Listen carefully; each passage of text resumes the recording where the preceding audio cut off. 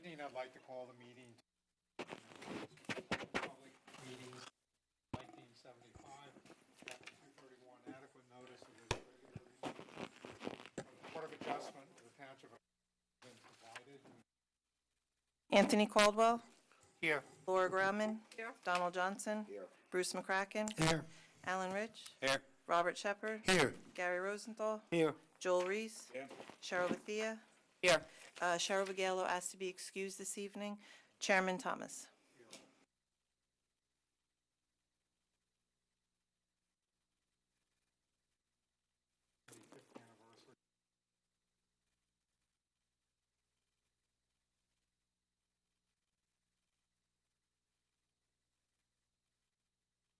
Lives.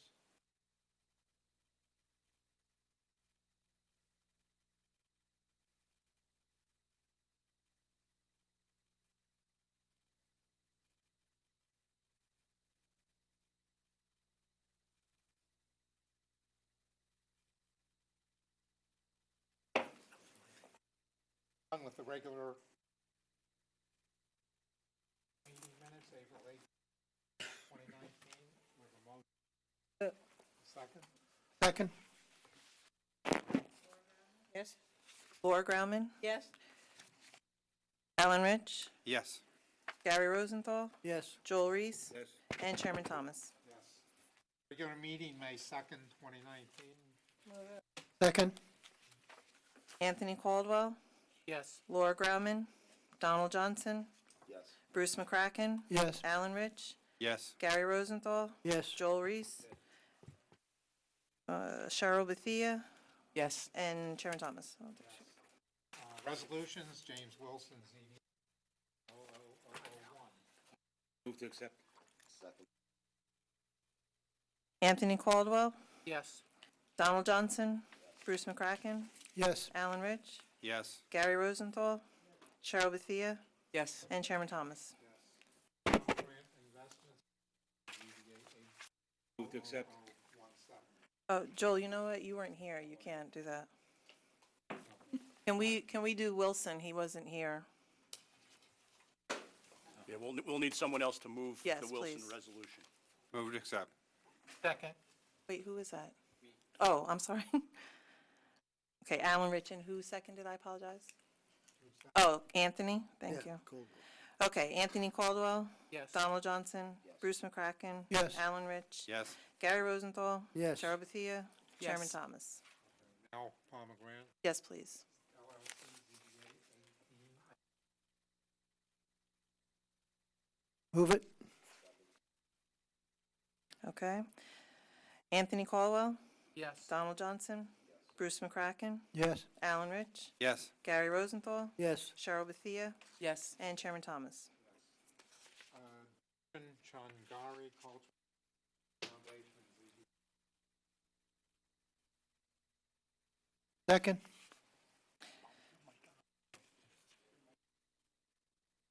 Anthony Caldwell. Yes. Laura Grauman. Yes. Bruce McCracken. Yes. Alan Rich. Yes. Robert Shepard. Yes. Gary Rosenthal. Yes. And Chairman Thomas. Yes.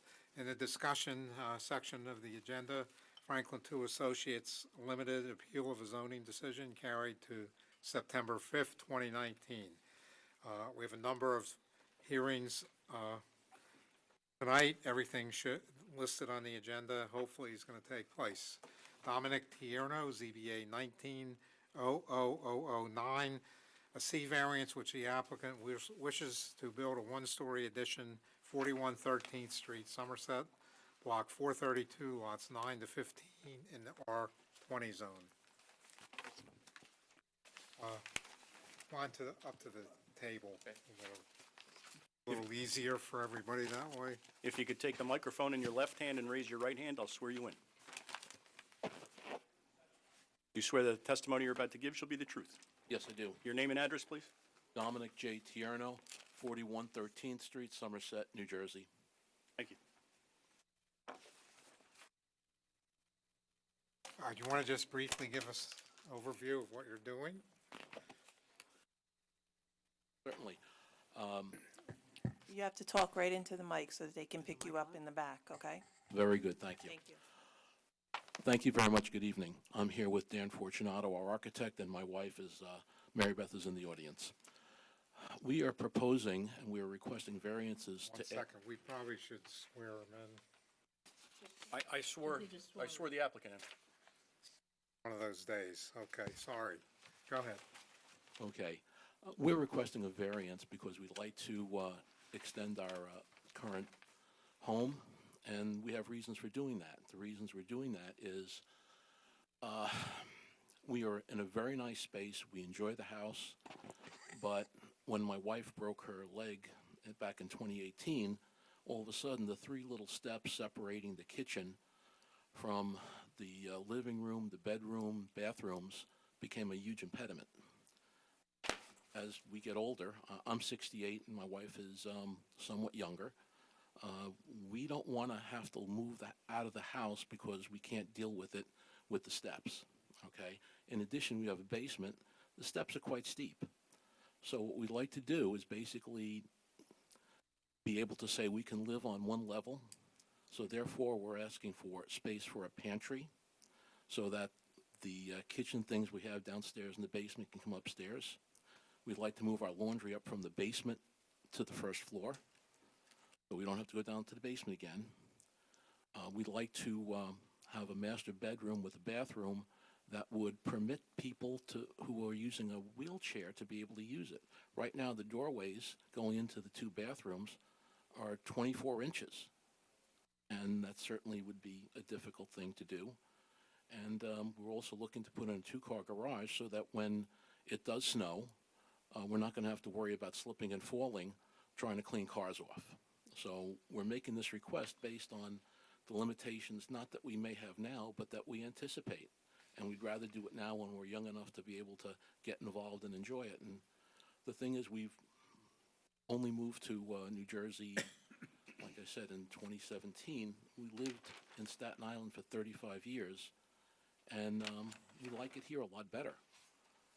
So that's what we're basically, that's our summary of what we're asking for and why we're asking for it. Am I reading it correctly? The rear yard setback, 50 feet required, 17 feet existing, 35 feet proposed, so it's actually lessening that variance? Yeah, well, what I would direct the board to the plan that was submitted on sheet A1, which shows the existing dwelling in a white box, and then the proposed addition is in the gray box. So what the lot is showing, and then there's a hatched area, which represents the buildable area. And basically what that's showing is that the lot itself is not very deep. It's only 100 feet deep. So when you factor in the 25-foot, 25-foot front yard, 35-foot front yard, and the 50-foot rear, you only have a 15-foot wide buildable area. So the existing house is already non-conforming because, again, the lot's very shallow and long. So the new addition does not, basically any addition to the house, I think that kind of, addresses the hardship issue. Really, any addition to this house would result in a variance. And what the applicant is proposing is no closer, in fact, is further away from the rear property line than the existing line of the house. I think the one thing that seems to be an error and I'm not sure exactly how this happened, but in the TRC report, we identify a rear yard of 35 feet proposed, but the plan indicates 28 feet 9 inches, which is still, again, consistent with what I just indicated. The existing house is as close as 17 feet, and this is 28 feet 9 inches.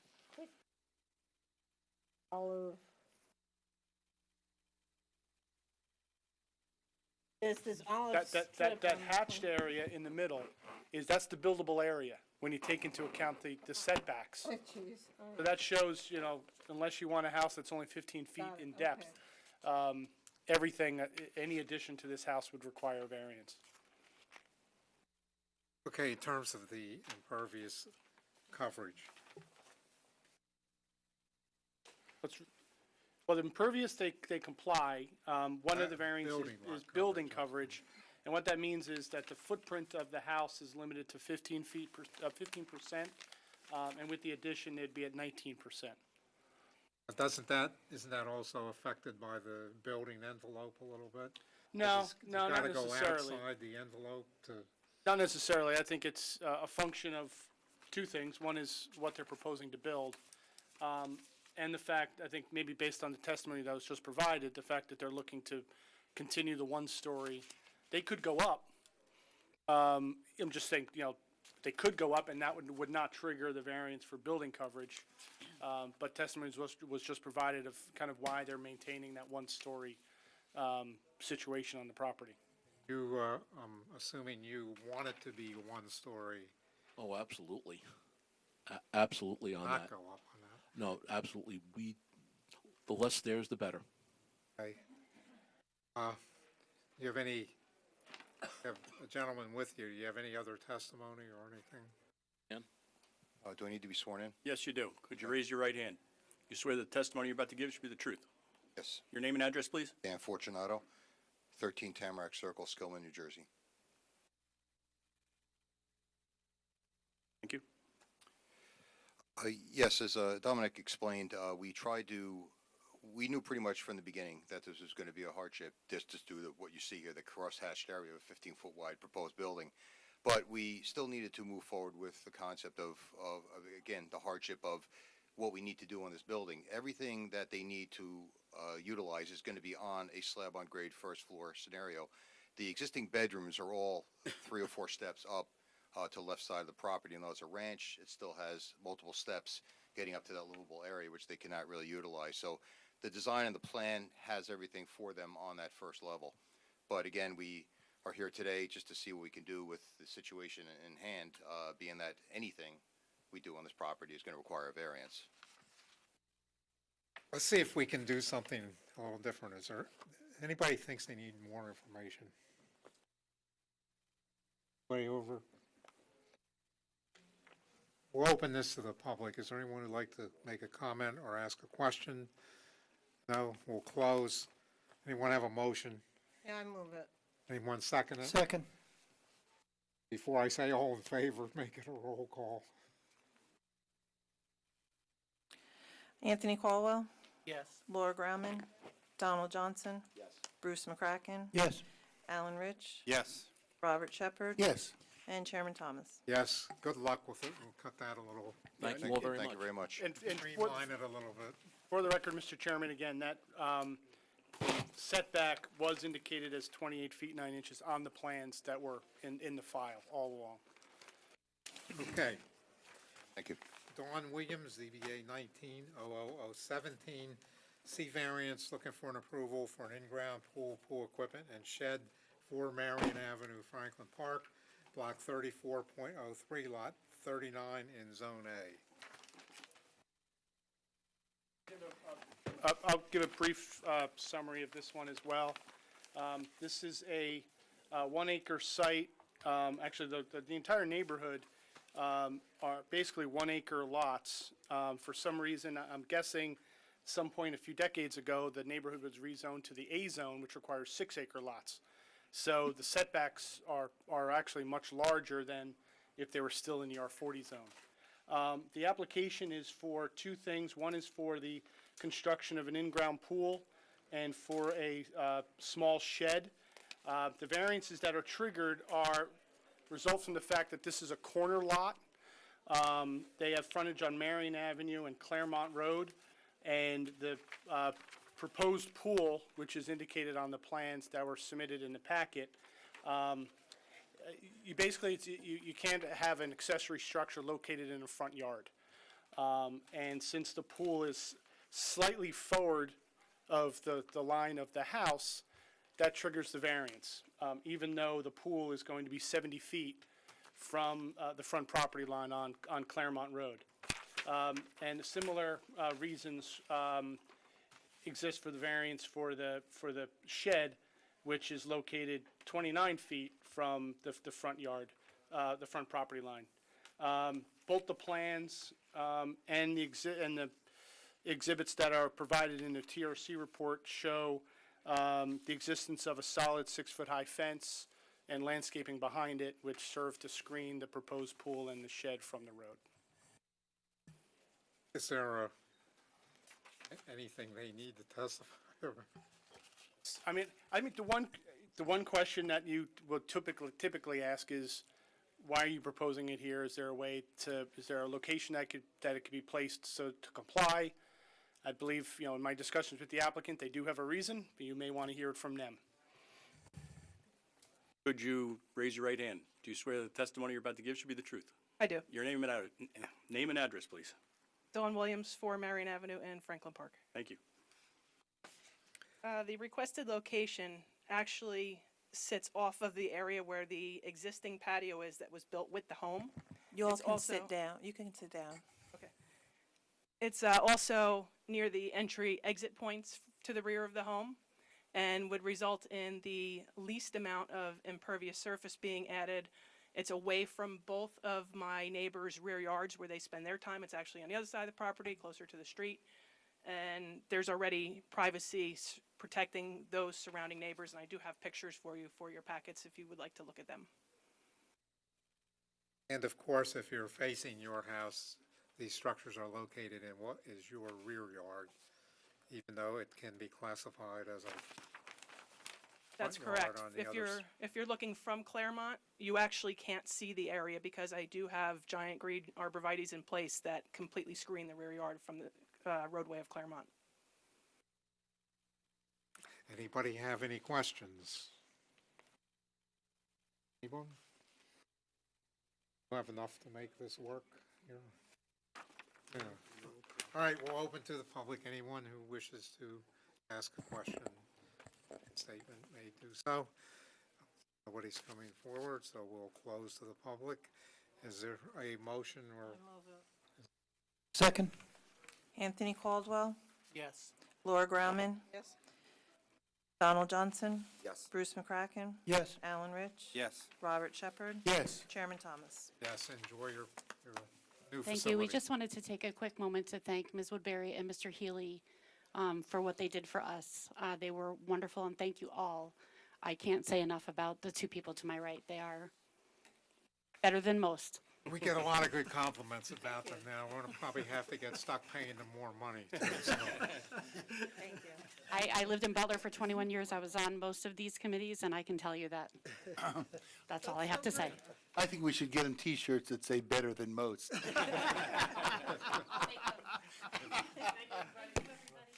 Welcome.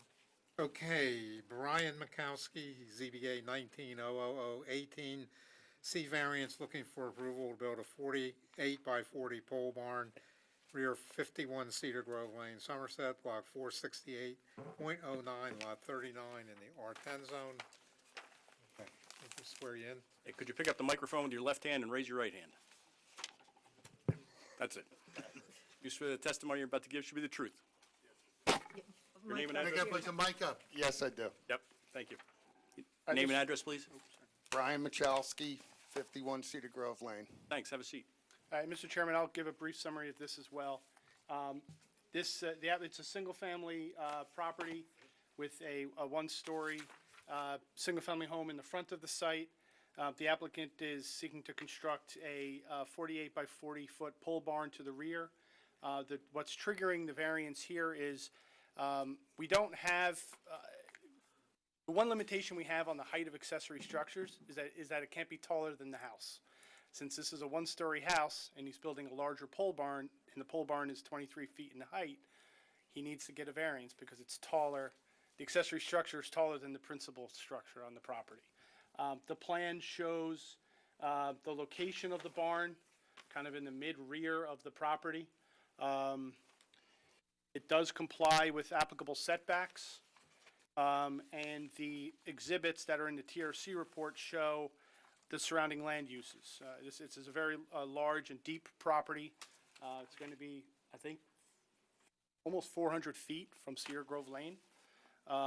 And to the property's right is a large place of worship, and the same for the property on the left. So he doesn't have residential neighbors that this would affect. And then to the rear is light industrial uses that front World's Fair Drive. I don't have any objection to it, but I'm wondering why a pole barn and not a more conventional garage? Pole barn doesn't have a foundation, it's a little cheaper to build. You have to hold the mic Okay. up to your, Got it. And the only thing, because I would be under take the position that this is probably visible to no one except you and some of the people that might be attending the churches who are probably indoors anyway, but the use, what would be the intended uses? Well, I'm an off-road racer, and I have sports cars I would put in there, be able to maintenance and maintain them. And I'm planning on putting a motor home in there. That's why I wanted the extra height. Well, that makes sense as long as we understand that if it's a business use, that would require another variance hearing and the whole. No, it's personal use. Okay, anybody? So it's a rock floor then? Yeah, no, it's going to be concrete. Okay, all right.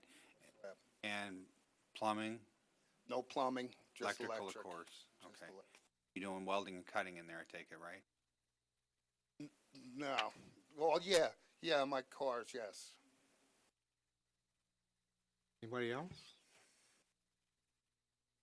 Open to the public. Is there anyone who'd like to make a comment or ask a question? We'll close. We'll take a motion. Move it. Second. Anthony Caldwell, Yes. Laura Grauman, Yes. Donald Johnson, Yes. Bruce McCracken, Yes. Alan Rich, Yes. Robert Shepherd, Yes. Chairman Thomas. Yes. Okay, good luck with that. Thank you very much. And let's see here. Okay, 101 Metlers Road, ZBA 19-00010. Applicant seeking a D1 use variance to use the rest of the building as a school. 101 Metlers Road, Somerset, Block 511, Lot 1.02 in the ROL zone.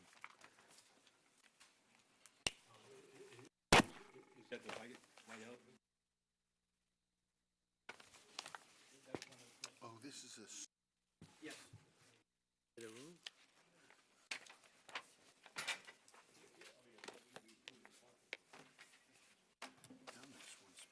While you're fussing around, quick question. Did your client ever build his gym?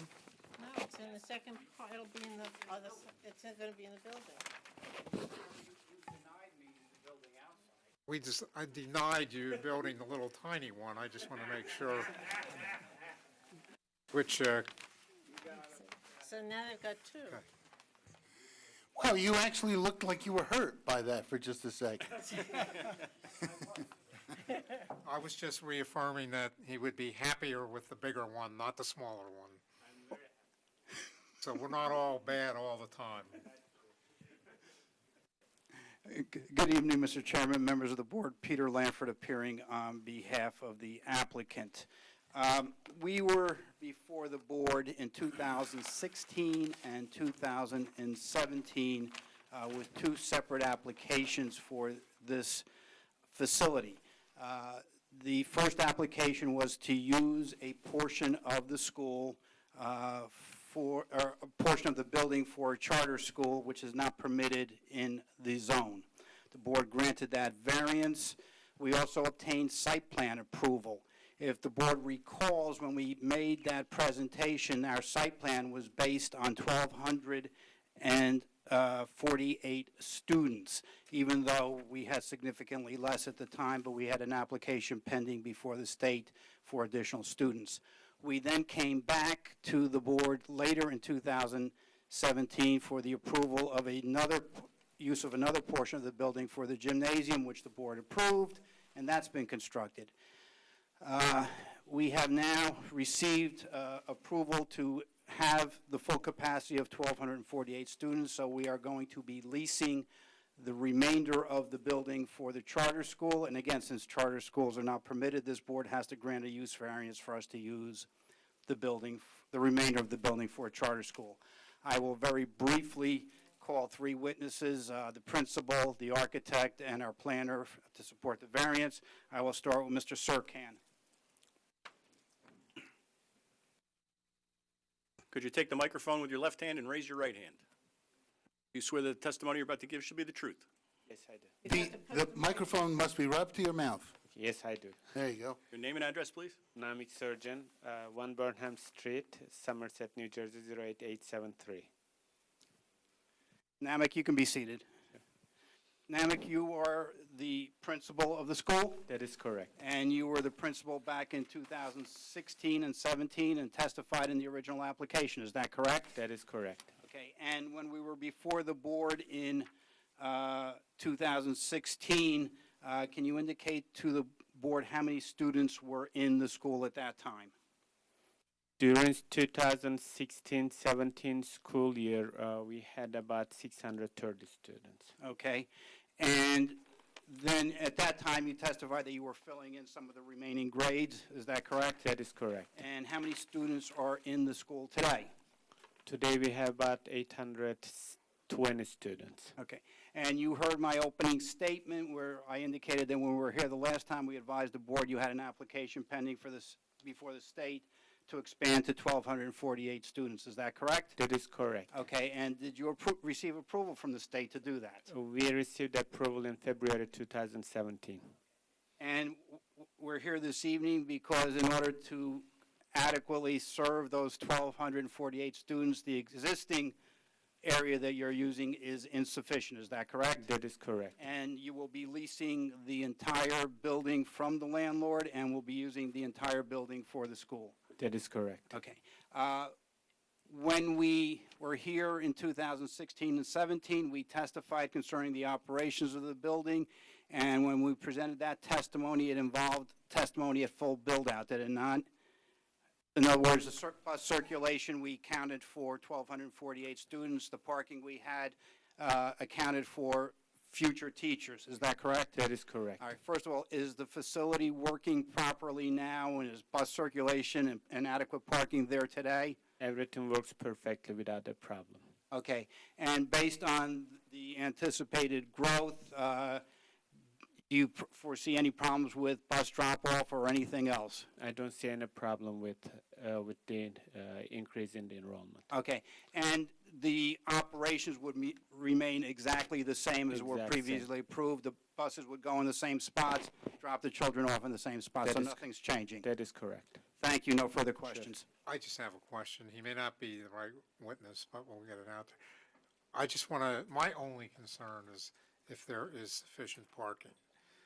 I have gone by there many times, and the parking lot seems to be packed.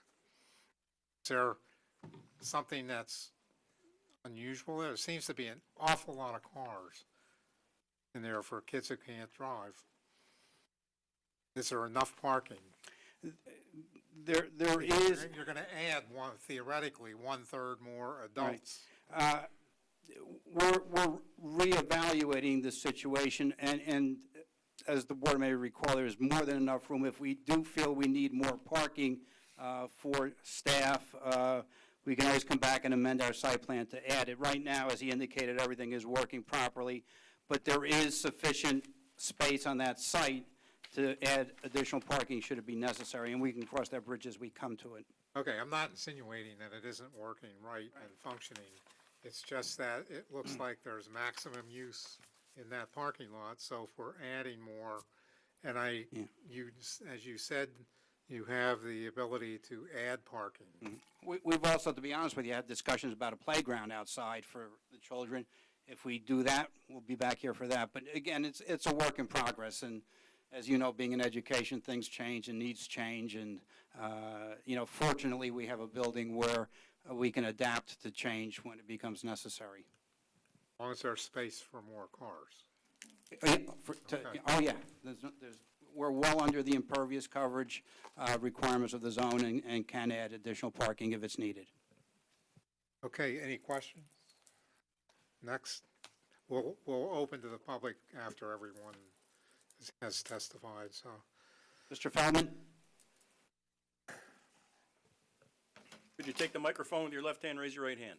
Do you swear the testimony you're about to give should be the truth? I do. Your name and address, please. David Feldman, Feldman. Address is 1670 Route 34, Wall Township, New Jersey. Thank you. Mr. Feldman, you were the architect of record with the original application and prepared the plans for the original application, were you not? I was. And you testified at the hearings the first time around. I did. Okay. As I indicated, we are here for an expansion of the building. You have an exhibit to my right. Does that exhibit show the expansion? It does. Do you also have an exhibit showing what was previously approved? We do. Why don't we, and I don't think that was part of the record, so why don't we mark the exhibit that was previously approved as A1 and perhaps take the board back to what was approved originally?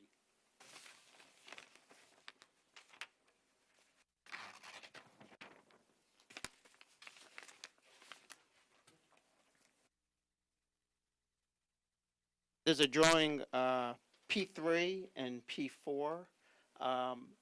This shows the overall scope of the entire structure, which was not submitted with this initial application. So, A1? A1 with today's date, please.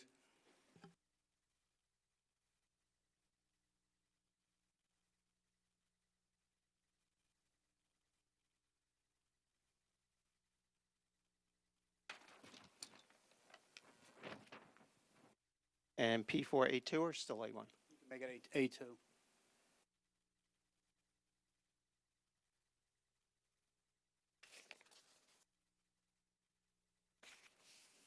And A1 and A2 show the original approval that this board reviewed in 2017? A1 and A2 actually shows the finished product. Okay. Which indicates what was originally approved and what we're coming before the board for tonight. All right, so show us where the original approval was. So the original approval consisted of, the building is basically broken up into two sections. There was a section of roughly just under 94,000 square feet that was previously approved, which is towards the front of the site, and that was initially designed. It consisted of 2 floors and a small third floor loft area.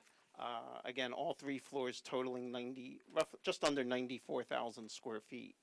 The new application that we're going for tonight is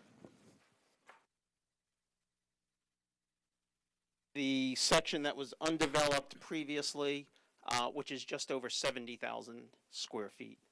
Our intention is to take that area, make it self-sufficient for grades K through 5, and then the other area that was previously approved will be used for grades 6 through 12.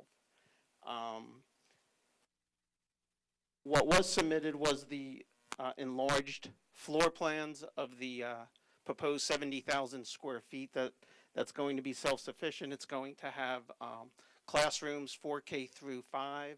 It's going to have its own cafeteria, its own gymnasium, as well as an auditorium. Okay, and that's on the first floor or main level? That's on the first floor, which consists of roughly 54,000 square feet. There is an additional second floor level, which is roughly another 16,000 square feet, making up the total of 70,000. Okay, and just so the record is clear, then there will be 2 cafeterias in the building, one for the lower elementary school and one for the high school. Is that correct? That is correct. Okay, and then there will be separate gymnasiums for physical education for both. That is correct. Schools. Okay. Do you have a count of what the total number of classrooms will be, what was previously approved and what we are proposing? Right, so what was previously approved back in 2016-17 was 56 classrooms, as well as additional amenities to support those classrooms. What's being proposed in this new phase would be a total of 33 classrooms, totaling roughly 89 plus other miscellaneous rooms for support. Okay. And all of these changes are within the confines of the building? There's no building expansion being proposed, is that correct? That is correct. It's all within the footprint. And also you were here at the initial hearings, the method of entrance and egress for the students remains the same. Nothing is changing from what was originally presented to this board 2.5 years ago. Is that correct? Yes. Thank you. No further questions. Any questions? Witness.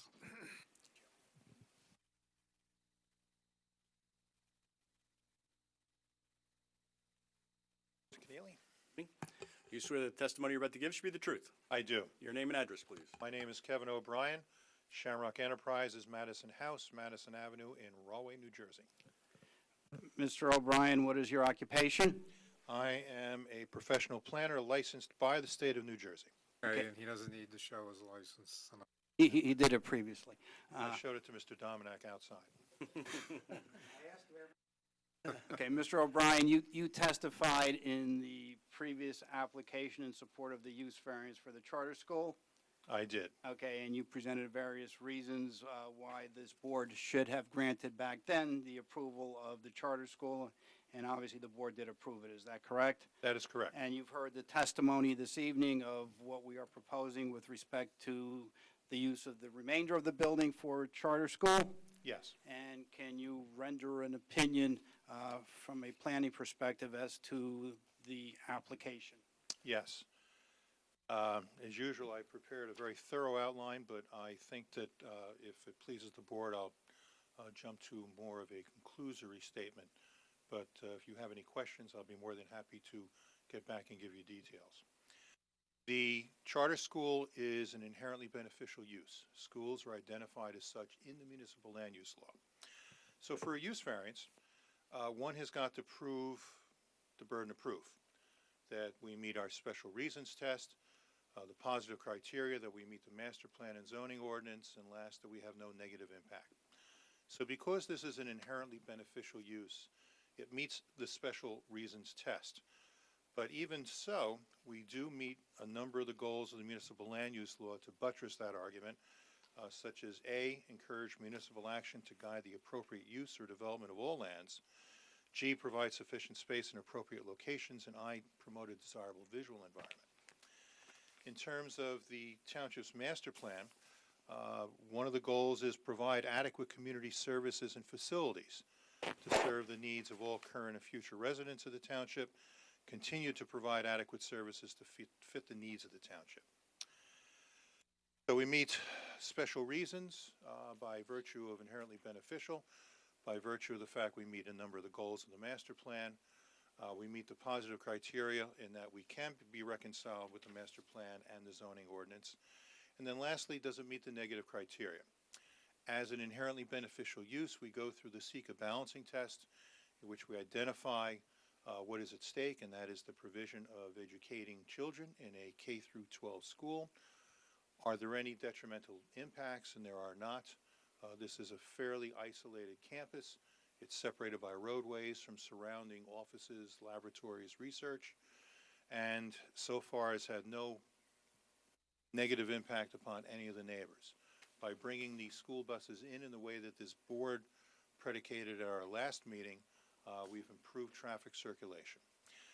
So between special reasons, positive criteria, negative criteria, I believe that this board has the information in front of it that would allow this board to pass this application. I would conclude by saying that I believe the application can be granted without substantial detriment to the public good and without substantial impairment of the zone plan and zoning ordinance. I have no further questions. I have no further questions, Mr. O'Brien. Anything from the board?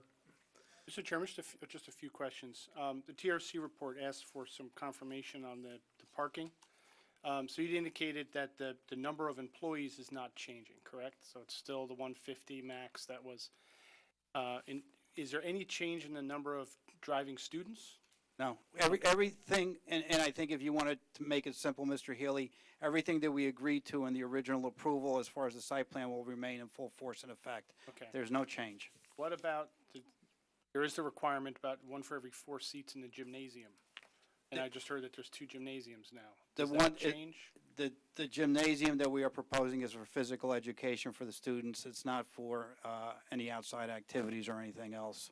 Because if I recall correctly, the original site plan did have, I guess maybe one of the gymnasiums has seating? Seating, that one was And the other previously. one, and the other one does not. Yeah, the other one is Okay. just, gymnasium. Okay, so just to, so if I can wrap my brain around this, basically the application is basically, you're saying your original approval was for the 1,248 students, 158 staff, that the original approval was for that number, the traffic study was based on that, the site plan was based on that, the parking calcs were based on that, but it was for more or less half of the building.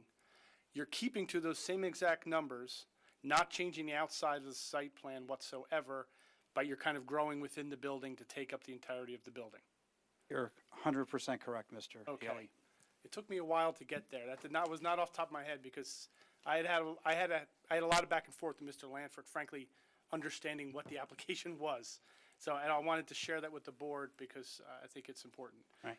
And with that said, what I would suggest, if the board is inclined to grant it, I think you would want to make it clear that all the conditions of the previous approval, all the conditions of the site plan would remain in full effect because, it was predicated on, a lot of it was the traffic circulation, the bus queuing, where the students were going to be picked up and dropped off. That was all very carefully reviewed, and the applicant has testified that none of that is changing. So if the board is inclined, I think you should have some language to that effect in the resolution that none of that is. That's fine. Anybody else? And to the public, anyone want to make a comment, ask a question? Close, and I don't even think you need to speak. Make it easy. Anybody have a motion or second? I move it with the understanding that all of the conditions that were imposed in the prior approval shall remain in full force for this. I'll second. Okay, Anthony Caldwell, Yes. Laura Grauman, Yes. Donald Johnson, Yes. Bruce McCracken. Yes. Alan Rich. Yes. Robert Shepherd, Yes. and Chairman Thomas. yes. Wouldn't it have been unusual if I wouldn't let you speak and then we didn't approve it? Can I speak on the next application? Maybe. Okay, 7507 Properties, ZBA 19-00006. Applicants proposing 2 4-story buildings consisting of 77 units, 51 bedroom, 27 2-bedroom, 818, 826, 840 Hamilton Street, 155 Mark Street, 54 Pershing Avenue, Somerset, blocks 143, 44, 145, lots 18 to 28, 21 to 30, and 1 to 10. Mr. Chairman, we're going to take about a minute or two to set up the computer because we're going to put everything on screen, so if you would bear with us.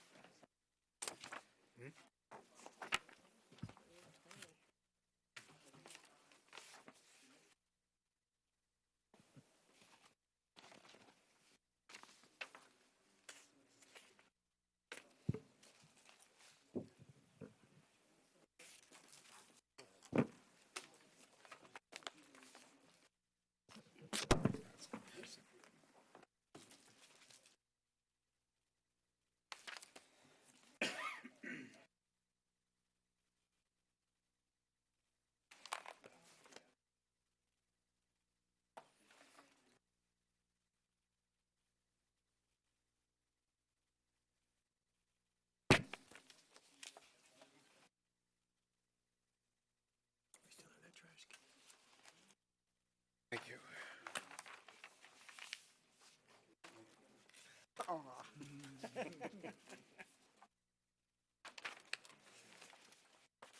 Thanks, Pete.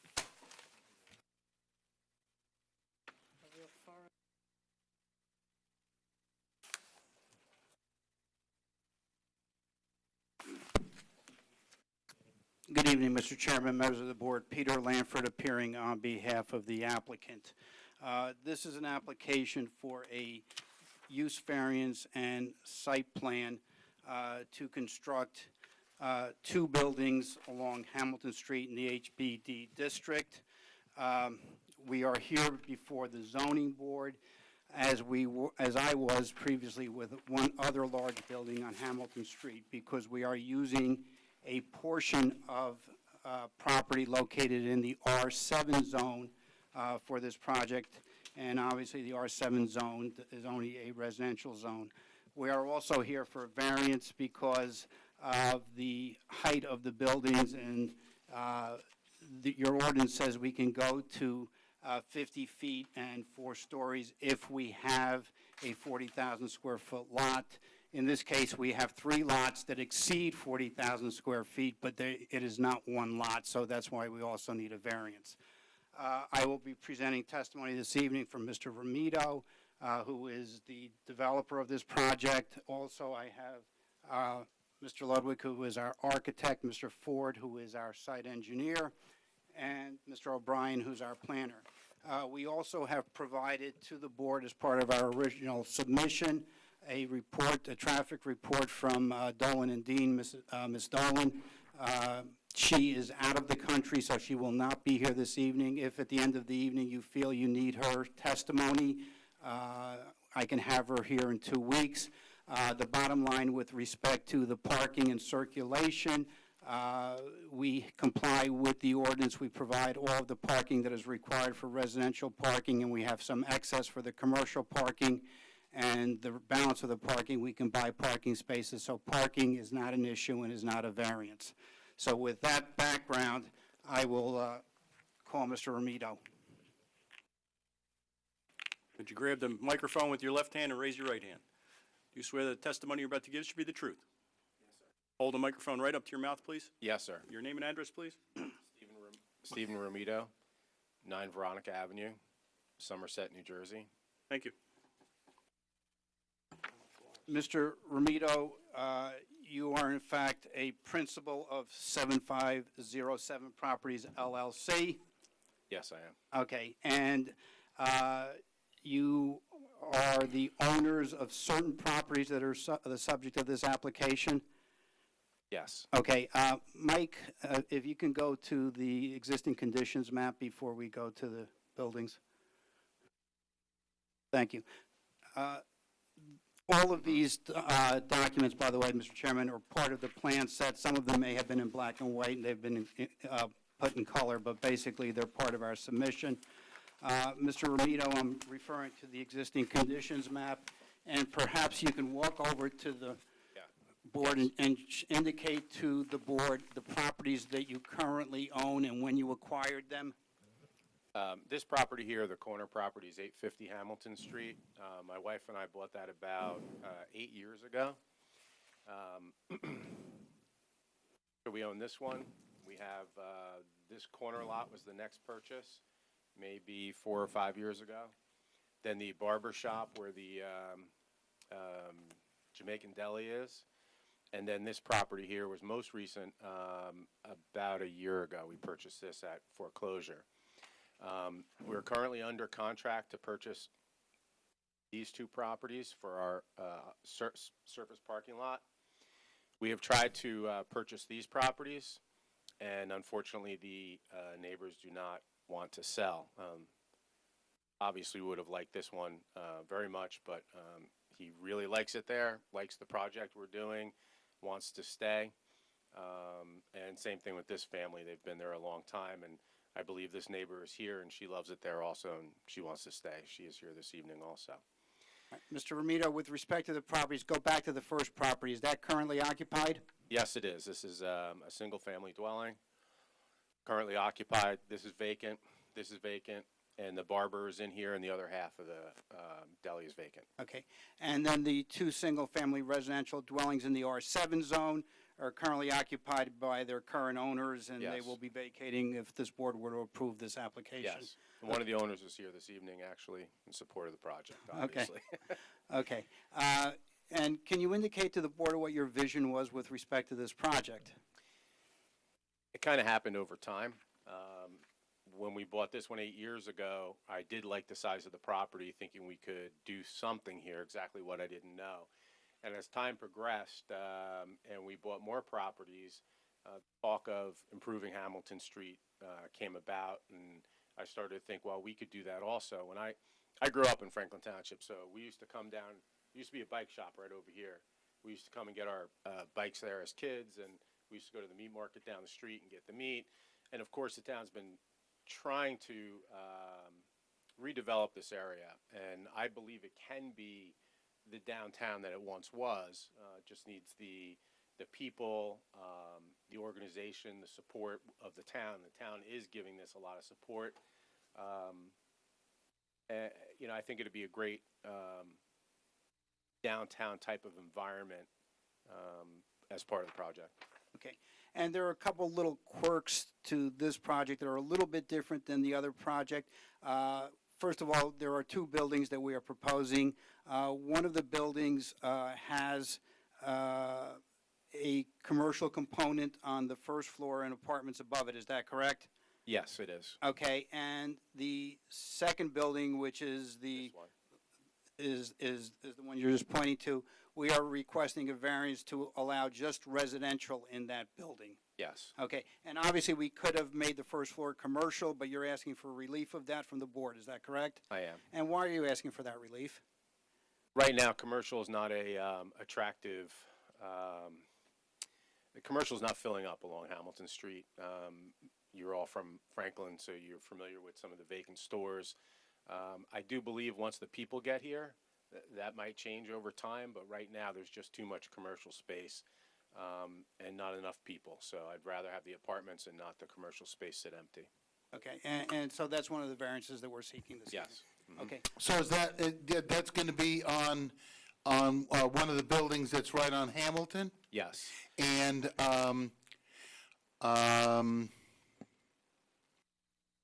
okay, what about the other building that's on Hamilton is going to have commercial on the first floor? Yes. And what about the building that's below that one? This? No, you got, put your, yeah. This is an open surface Oh, parking okay, lot. that's your parking lot. Yes. Okay. And this building, because I know it's important to have the look the same going down Hamilton Street, this building looks like commercial on the first floor. The windows go almost to the floor. We still have the metal shed roof that comes out over the top. So it looks very commercial when you go by. Like Buster Soares' building, it looks, same thing. Same thing. We wanted to keep that same look going downtown, but it is residential. Okay. I suppose you could justify the non-commercial part of it because of the number of amount of commercial space that's been added to Hamilton Street over the last couple of years, or that's coming online in the near future. And maybe that's showing at this point there's a little more than there is a demand. Yeah, I think Mr. O'Brien will speak to that later on, and I think Mr. Dominic, who is heavily involved in Hamilton Street, is here this evening and also probably can address that issue too, Mr. Chairman. I would personally like to see those stores filled, not add more. If there's a demand, that's one thing. And I do agree with you that adding people will help, should help everybody. Anyway, that's his testimony. That's his testimony. Any other questions? Okay. Like I said, we'll open to the public after the. Okay. Completed. Mr.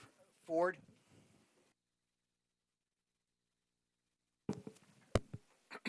You swear the testimony you're about to give should be the truth? Yes. Your name and address, please. Michael Ford, Ford, 32 Broward Lane, Hillsborough, New Jersey, with Van Cleef Engineering, licensed engineer and planner in the state of New Jersey. Okay, we know, we remember you from several times. Hasn't changed. Okay. Mr. Ford, you prepared the plans that are the subject of this application. That's correct.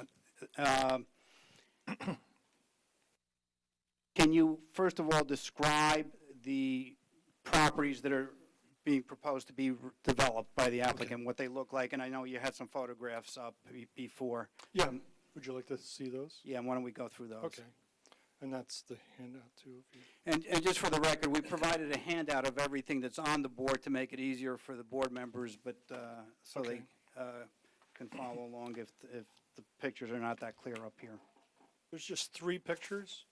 The first picture is, as Mr. Romino described, where the barber and the vacant deli are, and that would be what I'll refer to as the northern extent of the frontage of the property on Hamilton.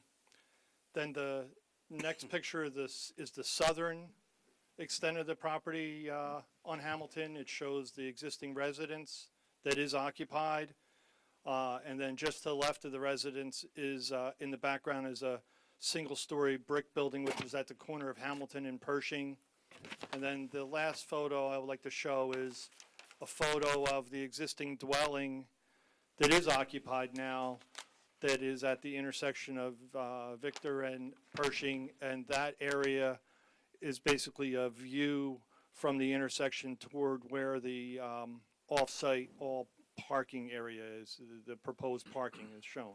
Okay. In the R7 zone. Okay, and then Mr. Romito reviewed the existing conditions map, which is that. Yes. Can you now move to the site plan that we are proposing to be approved by the board this evening? Yes.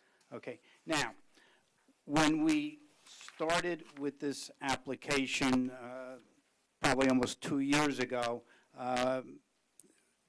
we didn't have all of the lots in question. The 2 lots that were proposed for the parking were not part of the original, well, one of them was part of the original application, is that Right. correct? Yes. And then, as time went on, when we realized the need for the additional parking, we acquired an additional piece of land. Yeah, what Mr. Lanford's referring to is initially, this portion of the off-site, all parking area was part of the initial proposal.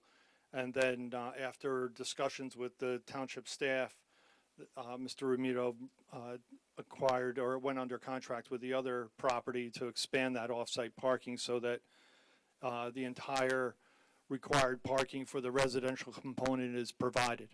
Okay, now, the plan that is before the board this evening is slightly different, and perhaps we should mark that as A1 than the plan that was in the plan set that was originally submitted, correct? That's correct. And the reason it is slightly different is that we've had numerous meetings with township staff, both with engineering, planning, Mr. Dominack, received comments from other agencies, and so what we have decided to do is incorporate as many of those comments into a plan to show the board this evening, which really address some of the concerns that staff had. Right, right. So when we get to the staff reports, there's really not a lot to discuss, is that correct? No, there isn't, right. Okay. Can you generally describe the project, and you can go building by building and parking and how it all works and interrelates? Okay. It's 2 buildings, as was described, 2 4-story buildings. Refer to the southerly building as Building 1. The northerly building is Building 2. They're both 4-story. As was described already, the Building 1 is the only one that has the commercial component on the first floor. And then the third element, if you will, is this parking area. In total, we have 147 parking spaces, where 144 are required for the residential. So we're 3 over what is required for the residential. And the total commercial component only requires 12 parking spaces. So you see we're just slightly short, and as Mr. Lanford introduced the application, that's not a variance because the ordinance allows for a buyout of those commercial parking spaces. One of the subtle, but I think a improvement that was made and is illustrated on this exhibit is for the off-site parking area, we originally had 40 spaces with an in, circulate through and out. When we acquired the other property and made it part of the application, we continued the driveway through and actually proposed on our initial plans 2 additional driveways onto Mark Street. After discussion with your staff, it was suggested that we eliminate those 2 new driveways, just keep the 2 driveway accesses on Victor and provide for circulation through the entire parking lot. And then part of, again, subtle but I think significant enhancements to the project was an addition and a proposal for a low fence, a metal fence, along the Pershing frontage, and then that fence continues along the Pershing frontage of the off-site parking, and that portion of the fence is distinguished by short columns, stone or masonry columns, to tie it into the entire project. And then the metal portion of the fence, the black fence, would continue along Mark, so that, again, it kind of pulls the whole off-site parking together with the 2 buildings. And then they're continuing around the off-site parking, there's a 6-foot-high stockade fence along our nearest residential neighbors. And then another subtle change, because this was all residential, including the first floor, we had initially proposed some foundation plantings along Hamilton. But again, after discussions with your staff, it was recommended, and we've already shown it on this plan, that that distinctive Hamilton street streetscape that the township has already implemented on the projects be carried out strictly on this project in strict conformance. So that includes the sidewalk from curb to building with the soldier courses of brick, and then tree plantings in those 4x4 planters along Hamilton. And that's what's illustrated on this plan. And again, with the off-site, we had some low-level shrubs along our off-site parking, but it was suggested that we incorporate street trees on those frontages as well. So we've done that. These are all recommendations that we've already implemented that were in the staff reports. Will we also be providing additional sidewalk as a result of this project? Yes, there was another element you'll see on this exhibit. We have the frontage as part of the project on the southerly side of Pershing, and we're proposing the sidewalk there along all those frontages. But there's a small portion of Pershing that's on the opposite side of our project frontage, but it was recommended by staff. There's not a sidewalk there now, but it was recommended by staff that we provide a sidewalk, and we've shown it at this location, so that provides pedestrian connectivity and basically completes the link between this existing redevelopment project that the township undertook some years ago. Oh, well, I guess it's over. Motion to adjourn. Uh-oh. Back next week.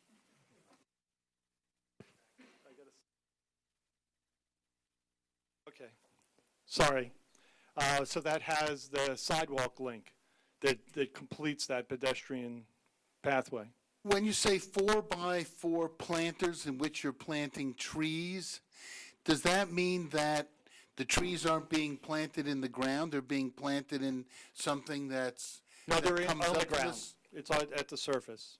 Okay, so This it's it would a be 4x4 space Area. that's dirt Correct. into which the tree is planted. That's correct. And It's that actually- feels yes. better. It's Good. actually covered by cobblestone. We have a standard detail that we provide all of the developers, and that detail was designed by the township, or for the township by a landscape architect. Right. And it's being implemented consistently, through these different developments. Okay. Mr. Ford, briefly take the board through how stormwater management is being handled for this project? It's underground basins under the parking area. You'll see actually the highlighted dark areas, probably a little too highlighted dark on this plan. Great for engineers, but not for the public viewing, is porous pavement areas that are part of that underground basin stormwater management facility proposal, and then connections to the existing storm drainage system in Hamilton. Okay, so each of the 3 parcels will have their own stormwater management, and they will be able to adequately deal with stormwater on their own. Is that correct? That's correct. Okay.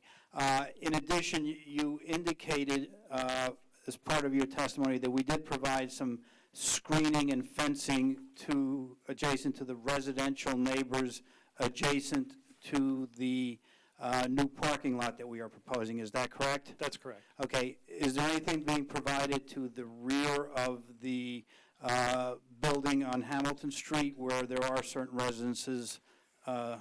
This is at the rear of building number 2, where Right. there's a parking area. There will be a similar type of solid stockade fence along the entire length of that property line as well. Okay. And How high will that be? that's 6 feet high. That was what the staff recommended. Okay. And there's also some landscaping along, you indicated there's street trees, but there's also some additional landscaping that we have provided around both buildings where there is an opportunity to provide landscaping. Is that correct? Correct. Okay. How is refuse being handled? We have 2 trash enclosure areas on the building, one on the building 1 site and one on the building 2 site. And again, these were staff recommendations that those enclosures be enhanced with masonry surrounds and landscaped, and we'll do that to the staff's satisfaction. Okay.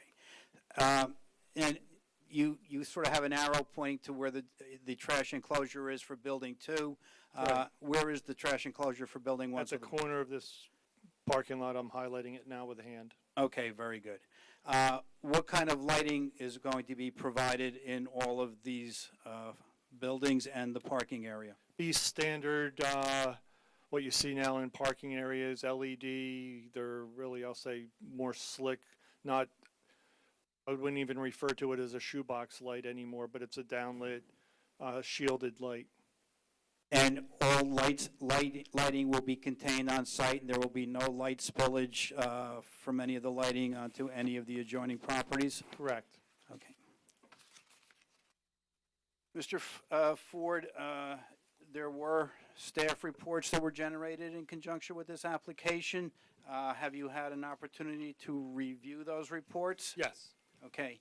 And with respect to those reports, can we comply with all of the requests and recommendations of both Mr. Healy in his report dated May 29th, 2019, save one, which I will get to in a minute, and comply with all of the comments in the CME report dated May 21st, 2019?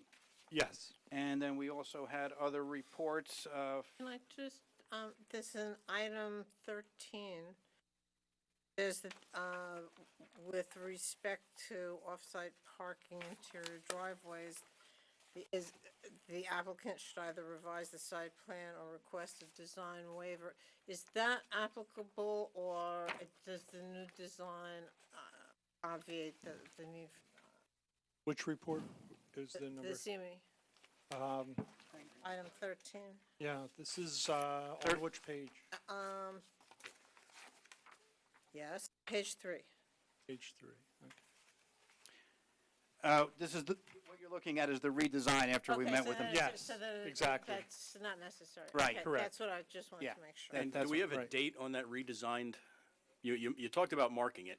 May 30th, 2019, and it's in that packet that was circulated. It's page 4 or 5 in that packet. Thank you. Yes.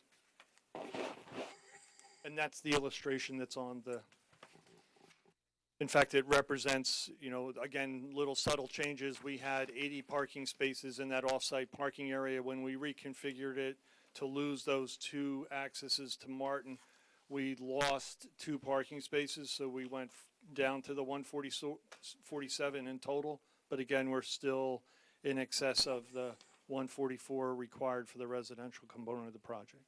Okay, and just for the record, the police issued a report, and we can comply with that. That's dated May 23rd, 2019. We either have already shown some of their comments on the plans, or will show them and can take care of those. Health Department had no objection. The fire service, we just have to confirm the line. Is that correct? Correct. Okay. In fact, the police, one of their recommendations was that additional off-site sidewalk as well. Okay, and that then- we've already shown on the plan. And then for the record, the one item, and we'll reserve discussion on that, just I want to point it out to the board, is in Mr. Healy's report on page 7, there was a request of the Hamilton Street Advisory Committee concerning the treatment of the sidewalk. So, Mr. Ford, can you explain to the board what request we are, Yes. what relief we are requesting? Okay. That's on page 7. It's item 3 of 6. All of the other items we would comply with. 3 refers to a recommendation or request to carry the Hamilton Street frontage improvement, what we just described a moment ago with the sidewalk, wide sidewalk with a soldier course of brick on each side of it, and those, designated planter areas. What we've done on this illustration, and it's shown on the exhibit, is we've carried that treatment down the portion of Pershing along where the buildings are into our first access driveways. What we prefer not to do is continue to carry that treatment along the remaining frontage of Pershing. And Mr. Romito's highlighting that. What we are proposing and have shown on this illustration is the street trees and the sidewalk, but it's a standard sidewalk without the shoulder course of brick, and it matches the existing sidewalk that's on the existing community just to our rear, which I'm Is it going to have the 4-foot planters for the trees? The 4-foot planters for the trees are only required when you wrap the sidewalk all around the trees, so it would be, the street trees would be street trees just like what is shown on other portions of Pershing. So there'd be sidewalk, grass, curb? Correct. Okay. Right. You might have answered this, Peter. The comment from Mr. House about the no parking fire lanes? We will comply with all of Mr. House's comments. Okay, now, as part of this application, there are certain bulk variances that we are seeking. Is that correct? Correct. Can you please just review them, and then I can have Mr. O'Brien render an opinion as to those bulk variances later, but just so the board understands what the bulk variances are. Okay. On page 3 of Mr. Healy's report, they're highlighted at the top of the page. First, right under where it says parking, the next several bullet points illustrate the lot coverage, both on building number 1 site and building number 2 site. There's an exceedance of the maximum lot coverage and building coverage. Maximum lot coverage is permitted is 85%. We're slightly over that on both of those lots, as well as the building coverage maximum of 50%. On the off-site parking area, where you're in the R7 zone, the maximum lot coverage is much less, 30%, and we're just, obviously over that for the parking at 82.3%. And then with regards... Mr. Ford, just real quick, sorry to cut you off, but with the change to the plan, does that number change? Does it go down? Just slightly. So Just you're slightly. not going up. I just want to make No, sure we're that not going up. 82.3, Right. you're not going up. Right. Okay, sorry to interrupt. And then a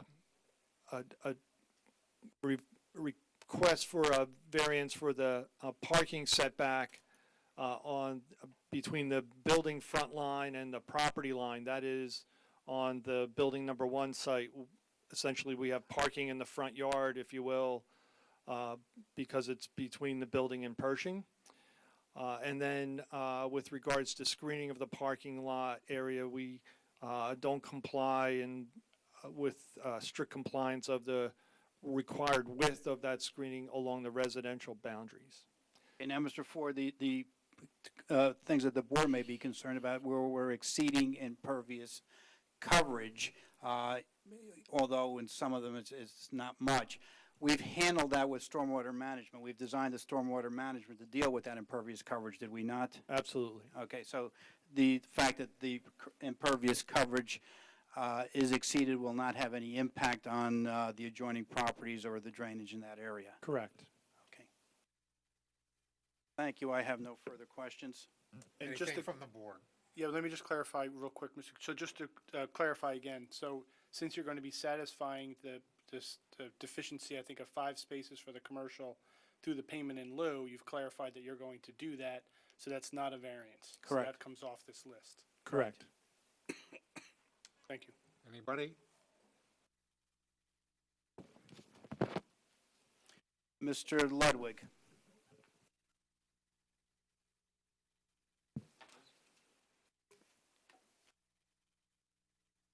Do you swear the testimony you're about to give should be the truth? I do. Thank you. Name and address, please. Kurt Ludwig, 77 North Main Street, Milltown, New Jersey. Thank you. Mr. Ludwig, what is your occupation? Registered architect. And have you testified both before this board and the planning board in the Township of Franklin? I have. Okay, and Thank you. Mr. Ludwig, you were the architect who designed the building that is almost completed on Hamilton Street. That's at 507? 510? 510 Hamilton Yes. Street. Okay. Yes, I have. Okay, and you designed the 2 buildings that are subject to this application, is that correct? That's correct. And first of all, what is the bedroom, Oh, I'm sorry. I was getting ready to go up there. what Thank is the you. bedroom mix in this project? This project consists of 1 and 2 bedroom apartments. Okay, which is the intent of the Hamilton Street Business District ordinance, is that correct? That's correct. Okay. Can you, and I think Mr. Ford has the exhibit, those are the interior of the buildings. Can we go back to the exterior so that we can take the board through building 1 and then we can go through building 2 as to what materials we will be using? Can I stand, Vince? Okay, so this is a rendering along Hamilton Street. This is building 1, building 2. So we designed the building to highlight Pershing Avenue somewhat on the corner lot. The building is going to consist of a darker masonry base along Hamilton Street. As discussed earlier, the first floor of building 2 will be residential, but it will have a commercial feel so that it looks the same as building 1. The windows along Hamilton Street are large, which is the look we wanted, and the facade will include masonry with masonry board. It will all be very maintenance-free. Okay, and in the rendering, you have basically tans and browns and whites, is that correct? That's correct. And those are the colors that you will be using when the building is constructed? That's correct. We're staying in that color Yes. pattern and color palette. Now, at the corner of Pershing, did we do anything to treat the side of the building as it faces the intersection? Yes, based on feedback from the town, we added windows on the 2 side facades of Pershing Avenue, and you can see that in this area here. Okay, and also along the intersection there and on Pershing, we're carrying the stone up further than just the ground level, is that correct? That's correct. Okay, now what is the height of the building? Now, the ordinance doesn't talk about height to the parapet, it talks about height to the roof, and what is the average height of these buildings? It's approximately 45 feet. Okay, and they're both about the same? Yes. Okay. And the ordinance, if these lots were all combined and were one lot, you would be allowed to go to 4 stories and 50 feet, is that correct? That's correct. Okay. Can you indicate how the access is being provided to the building that does not have the commercial component? Is the access to the back, from the back of the building, the front of the building, or both? Okay. On building 2, if we can go, thanks, Michael. So this is a same Hamilton Street, but a view from the north, let's say.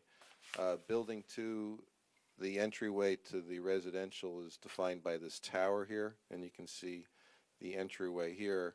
That connects through the building to the back parking area so that you come into a core.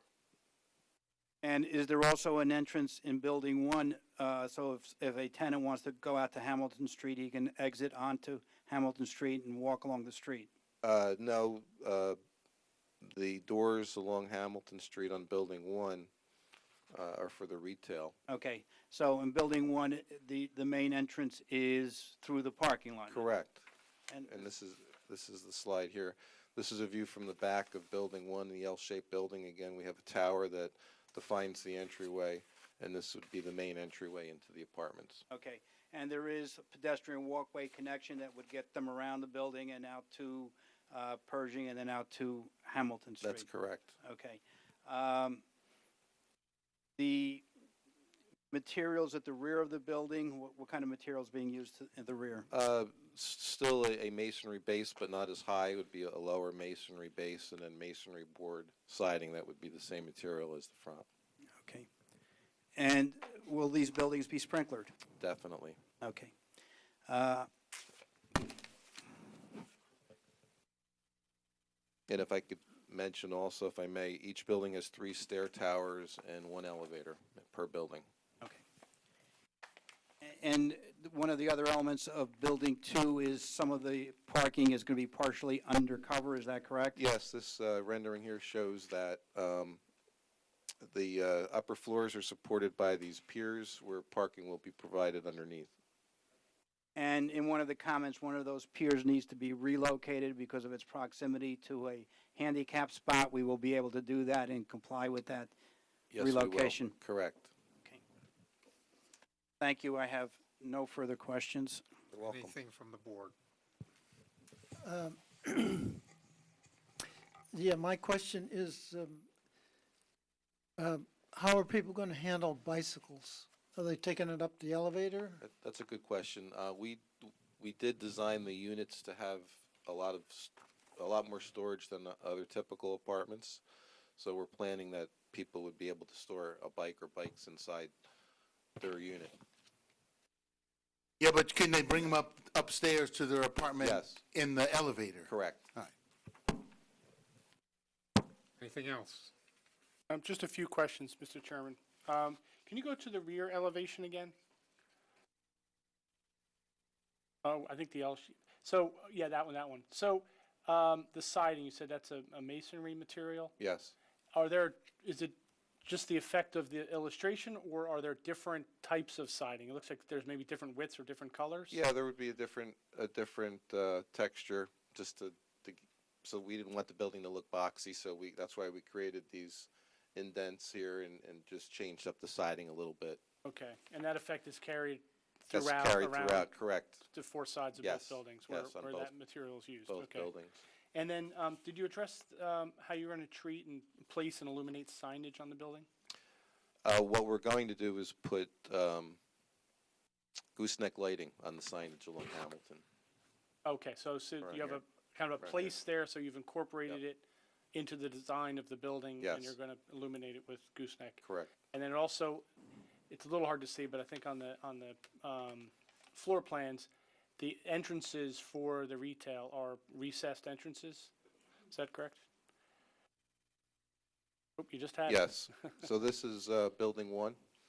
These are the retail spaces, and yes, the exterior doors are recessed so they don't go into the I think one township of the right of exhibits you line. just passed through, Mike, showed it really well. Okay. Okay, thank you.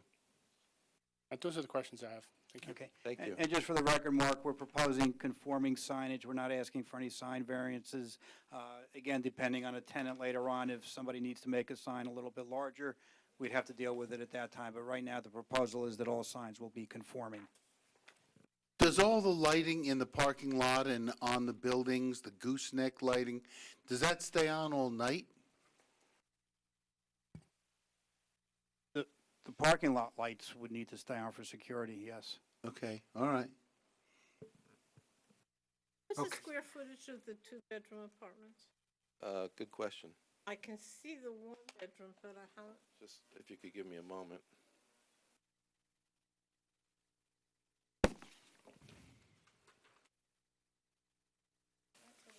Square footage for each of them.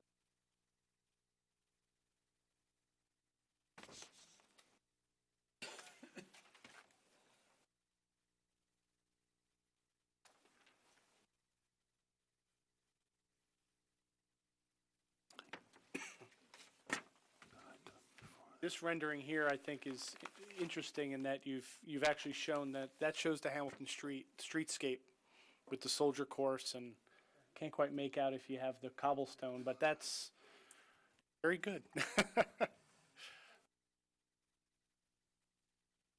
Right. Being reminded, the two bedrooms are going from 1,025 to 1,300, and again, we oversize things somewhat than our typical apartment designs. I'm sorry, so 1,025 square feet, is the one bedroom? two bedroom, Two bedroom to and the one bedroom? 1,300, and the one bedroom.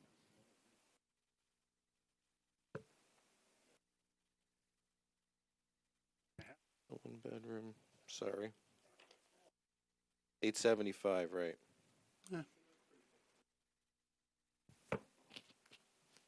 Any other questions? Thank you. Yes. Okay, Yes. Mentioning, I think, building one that has commercial, is that building one that has commercial? Yes. All right, and you said that the entrance is only in the back. What about people that are handicapped that want to take a walk up to Hamilton Street, something? Okay. They have to walk all the way around the building to get to Hamilton Street. They would come down an elevator in that tower and come out the main entryway, and then there's a code-compliant sidewalk to Hamilton Street. And if Michael, you could go to the floor plan page. There's talk where the use of the retail people. Let me back up. I'm sorry. So this is the elevator tower, stair tower, where people come out and you can see the sidewalk that goes to Hamilton Street. But we've also provided an interior door through this retail space that perhaps could be connected to the tenants. Didn't say that before. Right. I assume that all the way around Pershing to get, or wheelchairs. All right, okay. As a matter of fact, one of those retail spaces may be a gym for the tenants or a leasing office, so there would be access through there anyway. Can you, that as a, that there be some access through one of the commercial, could access the street? We're showing it on the plan. It's on the plan already, so it's part of what we're seeking approval of. I mean, if you want to include it in the resolution, that's fine, but it is on the plan. anything else? Okay. Thank you. Before I call Mr. O'Brien, one of the issues that we had discussed was the issue of the commercial on the first floor, and I think it's probably appropriate that Mr. Dominic, who is involved with the HSBD, maybe can speak to that issue at this time. You want to swear me in again, right? You were sworn in, weren't you? I know, but it's better for to do it. You swear that the testimony you're about to give should be the truth. I do. Name and address, please. Vince Dominic. I'm the Township's Economic Development Director and also the Executive Director of the Hamilton Street Advisory Board. Two quick things. First of all, the applicant, which is actually both of these, not just him, but the good-looking lady next to me. 2 years ago, he did exactly what we expect and we hope that a developer does. Before he starts doing anything, he came in and asked us what our vision was. And we shared with him the plans, we shared with him the reports that we had, and that's why it's taken 2 years, because he's every step of the way he's come back. And it's shown by what he did just a week and a half ago. We gave him the staff reports, and he had his professionals here redesigning the parking lot. We had some initial concerns about architecture. We told him, so what did he do? He went out and hired one of the architects to design one of the other buildings that this board approved, so we would spend less time on the architecture. In regard to the plans themselves, the two issues I want to speak briefly about is, first of all, the idea that it is two separate lots. The Hamilton Street Board had a vision. It was incorporated in with the planning board and the council adopting the ordinance.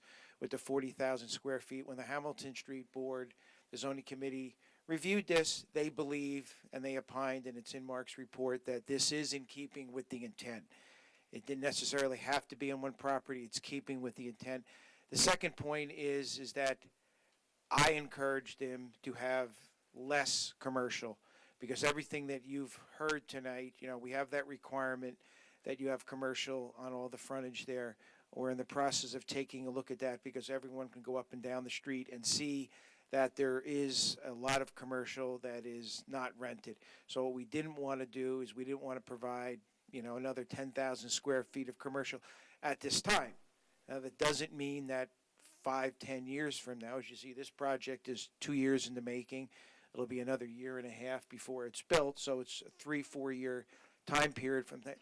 5-10 years from now, we may want everyone to be doing that again. We encouraged him not to do that, so I wanted to make that clear, that while he's seeking a variance, he came in, I said to him, could you take a look at doing that for us? So the Hamilton Street Board endorsed this project, believes that it is in conformance with the regulations and the concepts, and we are very happy tonight that he took his time and incorporated just about everything that we asked him to do, and took a little bit longer than most developers would have done to make sure that everything was done in conformance with our plans and our rules and our regulations and our concepts. So thank you. Don't ask him a question. You want to ask me a question? No. Okay. I have one quick one, though. Since in the building, the non-commercial building, the first floor has a commercial appearance. The small windows basically fits in. Is it impossible to think that in the 5 or 8 or 10 years you mentioned, and the demand may change, that is a possibility to be reconverted into? Well, there's two things. First of all, we asked him to do that, and as you could see, for everything that we asked, he did, because we said that was very important. Of course, it could be. My expectation, if there was a demand, he could do that if it made financial sense for him.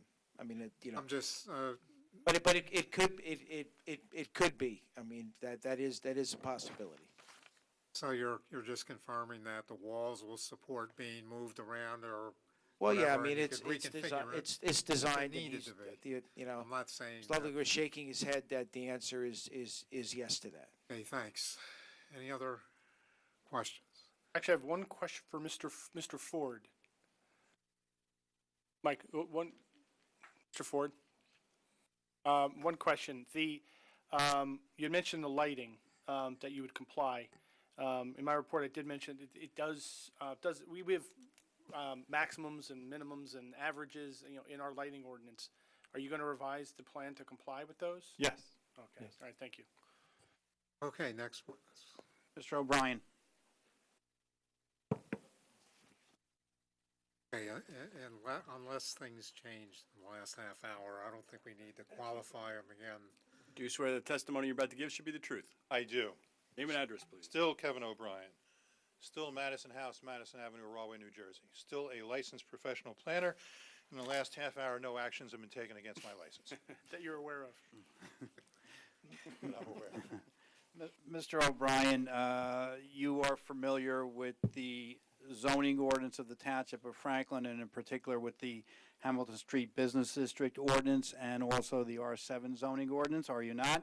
I am. You're familiar with the master plan of the Township of Franklin? Yes, I am. Okay, and you are familiar with the subject property and the neighborhood surrounding the subject property, are you not? I am. Okay. I know Mr. Ford basically touched on the bulk variances that we are seeking tonight, and I'm going to have you opine on them later, but I don't need you to review what all those bulk variances are. No, we don't. There are certain D variances that we are seeking. Can you just briefly review those with the board very quickly? Yes. And fortunately, I've learned not to have an ego in this business, Chairman and members of the board, especially being the end of the food chain, the last person who testifies, because starting with the chair and going through all the witnesses that have spoken before me, much of my planning testimony has been dealt with. So I thank all of you.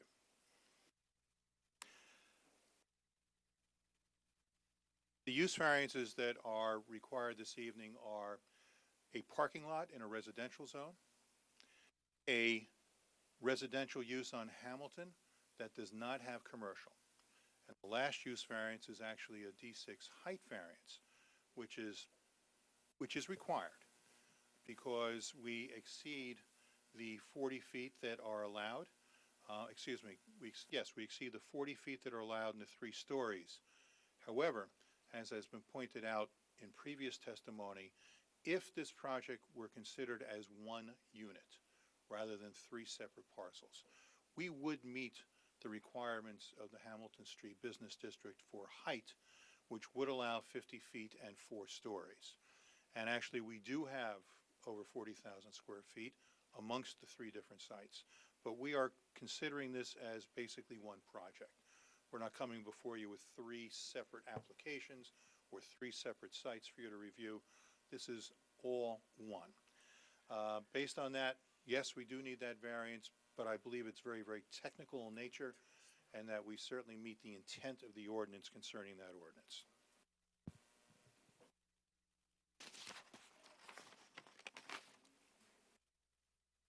Can you justify, in addition to the testimony that was previously proffered by Mr. Dominic and some of the comments by Mr. Healy and staff, can you justify the D1 variance for the commercial not being on the first floor?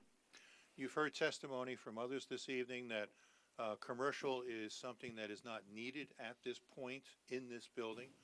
There are vacant commercial spaces along Hamilton, and in fact, as everybody knows, retail is going away in many cases. The retail that is remaining is specialized retail, meaning that they're a destination. People want to come to it because they sell a particular kind of thing you can't get somewhere else. Or it's a convenience to people in a neighborhood, such as the existing barber shop or a deli or a restaurant, something that you have to have close by, something that you can't order and have it delivered to your house. So retail is changing in nature, and the vacancies that are on the street certainly reflect that, and there's no sense in opening up additional retail that's going to be empty. And you've already opined as to the reason the reason we are seeking the D6 height variance, and is it also you've referenced the zoning ordinance and indicated that had these lots been combined, had they been connected, we would have been entitled to the height that we are seeking and the stories that we are seeking. Is that correct? That is correct. Does the Franklin Township Master Plan give you any guidance with respect to this application? Yes, the 2016 Master Plan discusses maintaining the diversity of housing, but encourage infill and stabilization. Also talks about encourage new construction and renovation in developed areas. And in particular, the 2015 Hamilton Street Business District Plan states, quote, revitalize the Hamilton Street corridor by encouraging appropriate private investment and redevelopment in the area that is consistent with the town's vision for the area as an attractive, pedestrian-friendly, mixed-use Main Street area, unquote. And I certainly believe that this application meets those goals by providing 1- and 2-bedroom apartments in close proximity to the Hamilton Street corridor to New Brunswick, which is going to attract young professionals, perhaps students, perhaps graduate students, people who are going to revitalize this street and create the pedestrian traffic that businesses need in order to survive. Does the master plan of the township, does the municipal land use law support this application? Yes, I believe it does. In the municipal land use law, goals A, encourage municipal action to guide the appropriate use or development of all lands in the state in a manner which will promote the public health, safety, morals, and general welfare. I believe the general welfare is advanced by providing much-needed housing. B, secure safety from fire and other natural and man-made disasters. An up-to-date up-to-code building, sprinklered, is going to be very, very safe, and that certainly speaks to the safety of this building. G, provide sufficient space in appropriate locations to meet the needs of all New Jersey citizens. This meets the needs of people who require housing. I, promote a desirable visual environment. The architecture of this building does match what is going on down the street, the application you heard about a year and a half or 2 years ago, and it creates a continuity along that street, which is very inviting, promotes pedestrian activity, and brings people in who want to stay there. I believe this application meets all those goals. Okay. Do you see any negative impacts with respect to the variances that we are seeking? I think that looking at this, at the site plan, one would be very concerned about the impact to the residences from the parking lot. However, in looking at that site plan, you see how that has been buffered, how it's been fenced, how there's a sidewalk, and I think that this adequately addresses that concern. And do you see any negative impact on the bulk variant, if the board were to grant the bulk variances that we are seeking? I do not. Okay. And do you have a conclusion with respect to this application? Yes. The township has sought to reinvigorate the Hamilton Street Business District. Adding employees and residents promotes that goal. The proposed building is right-sized for this lot and for this neighborhood, conforms to the vision of development in this neighborhood. The proposed design will have no negative impact. I believe this application meets the burden of proof, and that we've offered special reasons based in the municipal land use law. We've offered positive criteria, and that we meet the goals of the master plan and the zoning ordinance, and that the negative criteria are satisfied. I believe that the bulk variances can be granted under a C2 argument, and that the benefits outweigh the detriments. And lastly, I would conclude that this application can be granted without substantial impairment of the zone plan and without substantial detriment to the public good. Thank you. I have no further questions. Anything from the board? Just a question about deliveries. I can see that there's a lot of people there and they're going to be delivering, and where are they going to stop to make the deliveries? Could somebody explain that?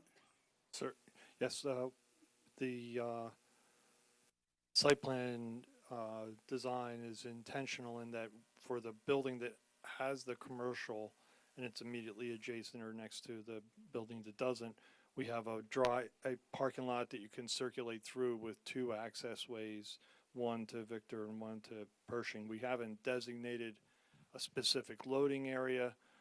That's, I think, fairly common in today's world, where we would make deliveries with UPS or box trucks.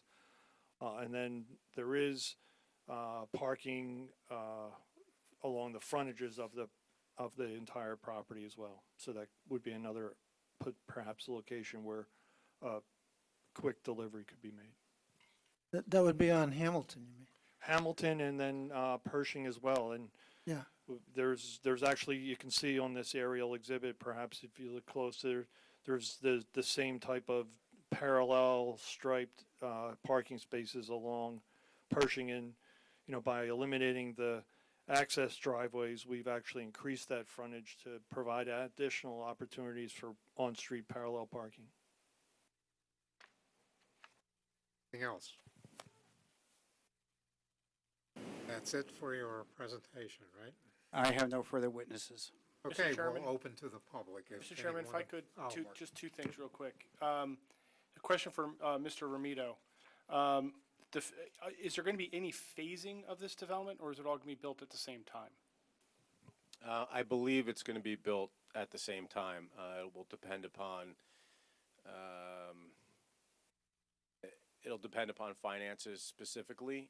If it is phased, we will come in and ask for building permits for building 1 and the parking lot simultaneously, or building 2 and parking lot simultaneously.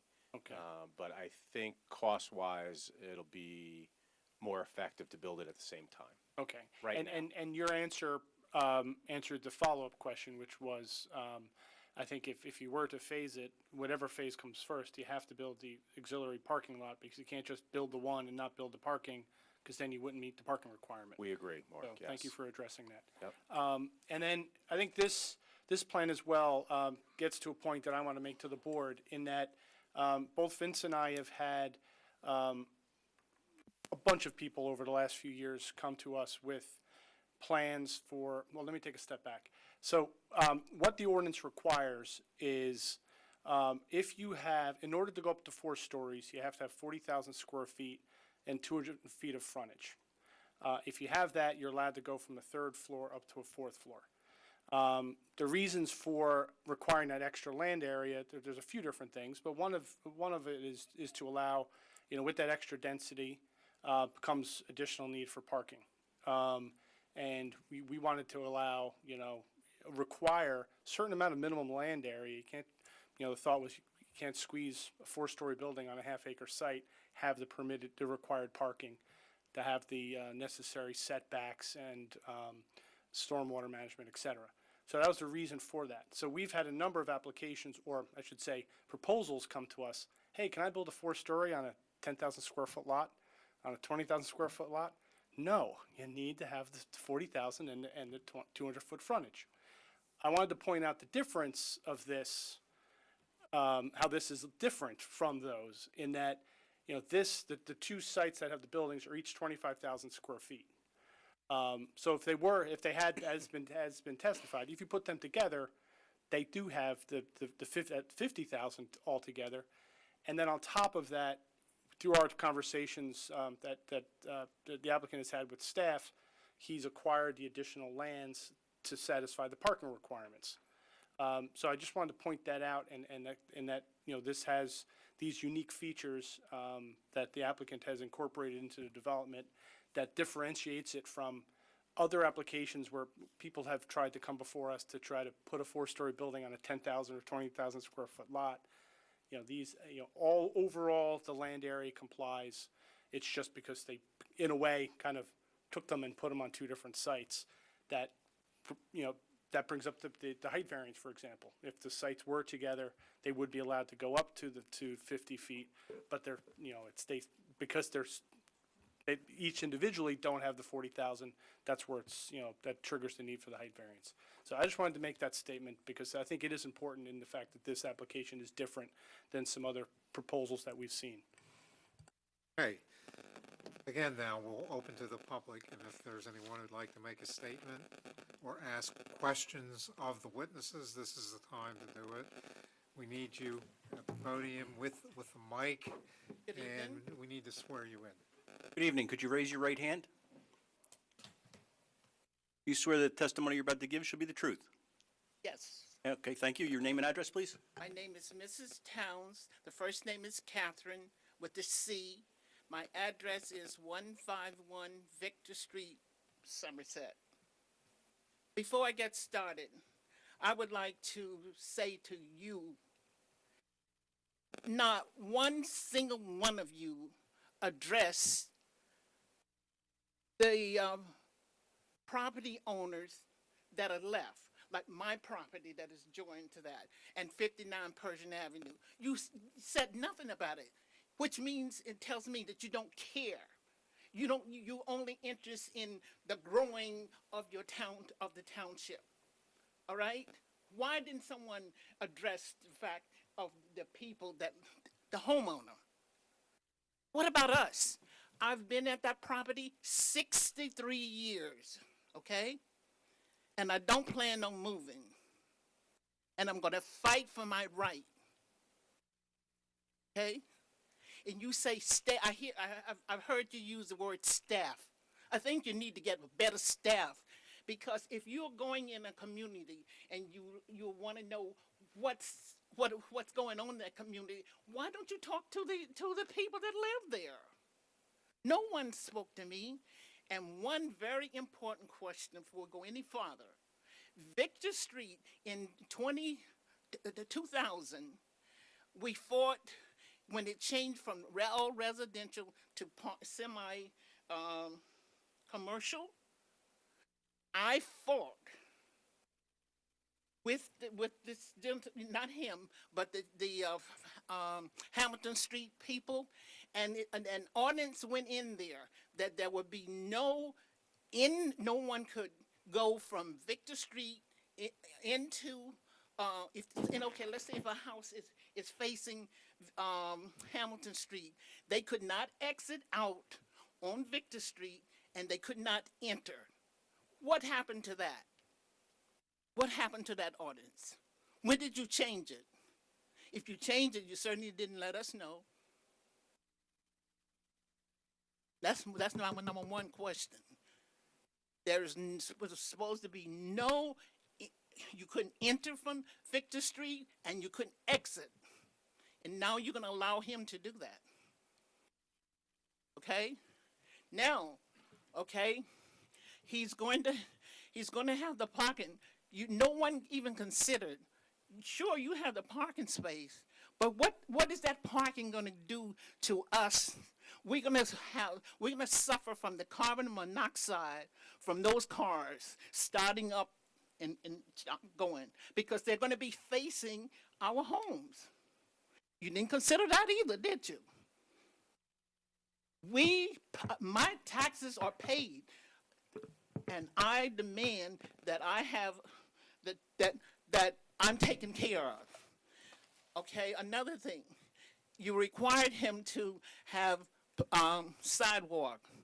I don't want sidewalk on Persian Avenue. My neighbor at 59, we don't want it.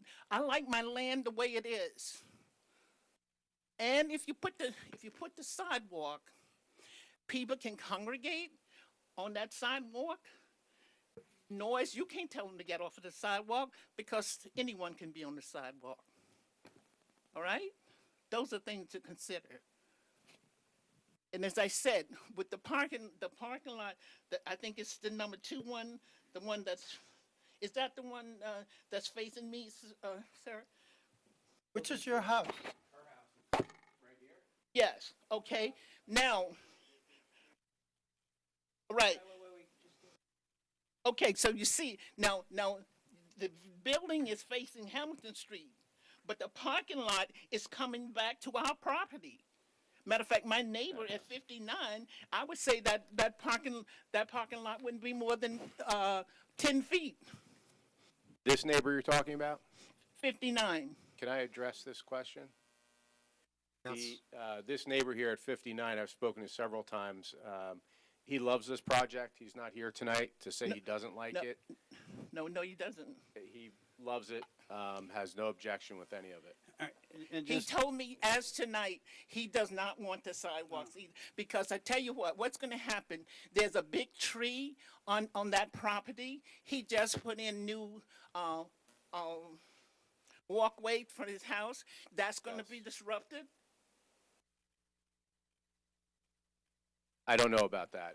His walkway is very close to his house, but he will, right? the big tree, I'm sure we could take the sidewalk around the tree. I think that would look nice. How are you going to do that? Just go around the tree. I don't think so. But I'm just saying I don't want it. And I don't know. This gentleman said that if the sidewalk goes in, that he would pay for the whole thing. If this goes through, I would like to see it in writing. The other question is that if you do have the sidewalk, I'm 83 years old. My budget is gone. It's all out. I can't pay for someone to clear the snow. Who's going to be responsible for that sidewalk being cleared? Huh? You didn't. You know what I mean? As I said, you gave no consideration to us whatsoever. None. And it's about time you do. Already, I have a phobia of those tall buildings. I cannot look out. If I look out, before I can look out of my window, kitchen window, and see Hamilton Street. I could go to my side and I could see Hamilton Street. Can't see anything now. Anything. And one other thing too, the drainage on Victor Street.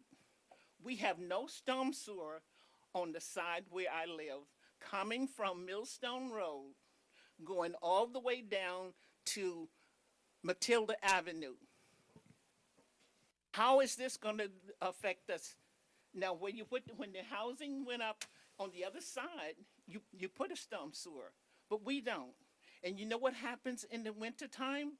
The people that lives down closer to Matilda, if they don't clean up their leaves, guess what? It backs up. And now I pay somebody to come along and clean mine, but when the water runs down and it stops, then it can't go any further. For me to come out of my door, my driveway, I have to come out, go onto Victor Street, walk down Victor Street, and get to my driveway. Okay? Mr. Ford, do you want to address drainage? Yes, Mike Ford. The building 2, all the roof leaders will be connected directly into the underground basin. The parking has catch basins along and it's completely with curb. They capture runoff and direct it into the underground basin. And then the underground basin eventually connects to existing drainage out on Hamilton. So today, in the existing condition, there would be overland runoff that perhaps would go from the subject property onto these lands that front on Victor. But in the proposed condition, not only do we reduce that, but we basically eliminate that because all the runoff from this site will be captured, treated in that underground basin, and then connected and diverted to Hamilton Street. Yeah, that may be your project, but what about the existing, the way it is now? There is actually another, this is one of the comments in the details in the memorandums. There's a small little area at the intersection today of Victor and Pershing where there's what I would refer to as a bird bath. It's improper drainage in the existing public street, and the applicant has agreed to rectify that situation, and that's right at the frontage of the off-site parking area. So that would be corrected. So there is a public improvement that would be done. So what he's saying is, as part of their site plan, the applicant is required to design a stormwater system that captures the water coming from their site, and that they're going to capture it. It's going to go into underground treatment systems, and then it's going to flow towards Hamilton Street, so that those sites are not going to be. In fact, I think the testimony was just it's going to improve it a little bit in that. Right now, it's running over land into the adjacent properties. Now it's going to be captured and go up to Hamilton Street. That's correct. But this private developer is not obligated to fix the existing problem that may or may not exist in front of your property. All right, but I'm saying it's only adding to. We already have the problem, and there's a possibility that it could add to it. That's what I'm trying to tell you. But the testimony you just heard is the exact opposite. And they're not going to make it worse, and because they're going to capture it and direct it to Hamilton Street in pipes, it's going to make it slightly better. That's the testimony that was just provided. And that same proposal is being implemented at Building 1 site with the underground basin connection to drainage in Hamilton, as well as the off-street parking, the off-site parking. All 3 sites. Okay. In fact, we've already received a review memorandum from the Delaware Raritan Canal Commission. You know, that's one of our outside agencies that we go to, and they've already indicated that all the stormwater design for the project is compliant with the state standards. Oh, can I continue? Can I continue? We're trying to address your comments as you go. All right, I just wanted to know, I didn't know if you was finishing or not, Yep, that's all. yes. Okay. Go ahead. Okay. Another thing, the fence, I'm talking about the building that's affecting me. You said something about a 6-foot fence. Now, the property that next to me, the gentleman was here, but he left. He has young children, and those children, they have the backyard, and they are out, they play back there, they're enjoying themselves. You're getting these people in. We don't know who they are, and I'm not trying to say anyone is bad. That's not my purpose. But I think that fence should be taller to protect protect the people that on the other side. So nobody, it would make it easier for them to cross out, get over there. So just so we understand your request, taller than a 6-foot high fence? Yeah, I think it should be 10. I'm worried about my children are grown. They were educated in Franklin Township, went to college and all that. That's not. I don't have to worry about that. But I'm worried about anyone's child. Just out of curiosity, what is it about a 6-foot fence that is inadequate for small children? No, it's not for the small children. I'm saying there's somebody. In other words, it's someone that wanted these kids out there playing. Maybe with the way the world is today, somebody may want to snatch one of them. So you're concerned of not them getting out, but somebody getting in. Someone getting in. Yes, the protection of the child.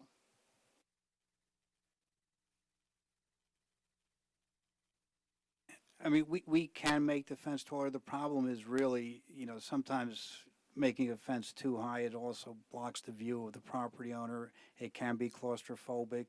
I don't know if a 10-foot fence is aesthetically pleasing. I think, first of all, Mrs. Towns' house does not abut our property. She is one house removed from our property. If those adjoining property owners, I think perhaps the solution is, if those adjoining property owners do want a fence that's higher than 6 feet, we can provide it.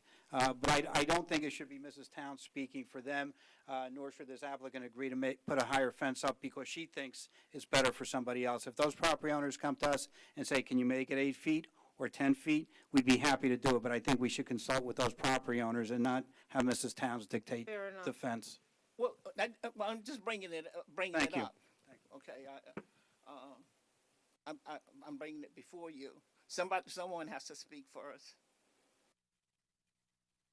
Okay, like I said, if you go through with the allowing the sidewalk, my question is, who is going to take care of it?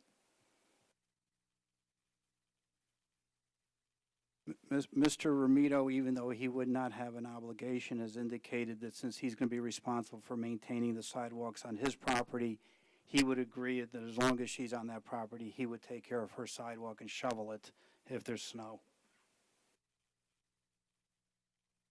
I still don't want the sidewalks, but in case you do vote for it, it's gonna change my whole landscape. It's gonna change my whole landscape, and it's going to make it, as I said, people can congregate there.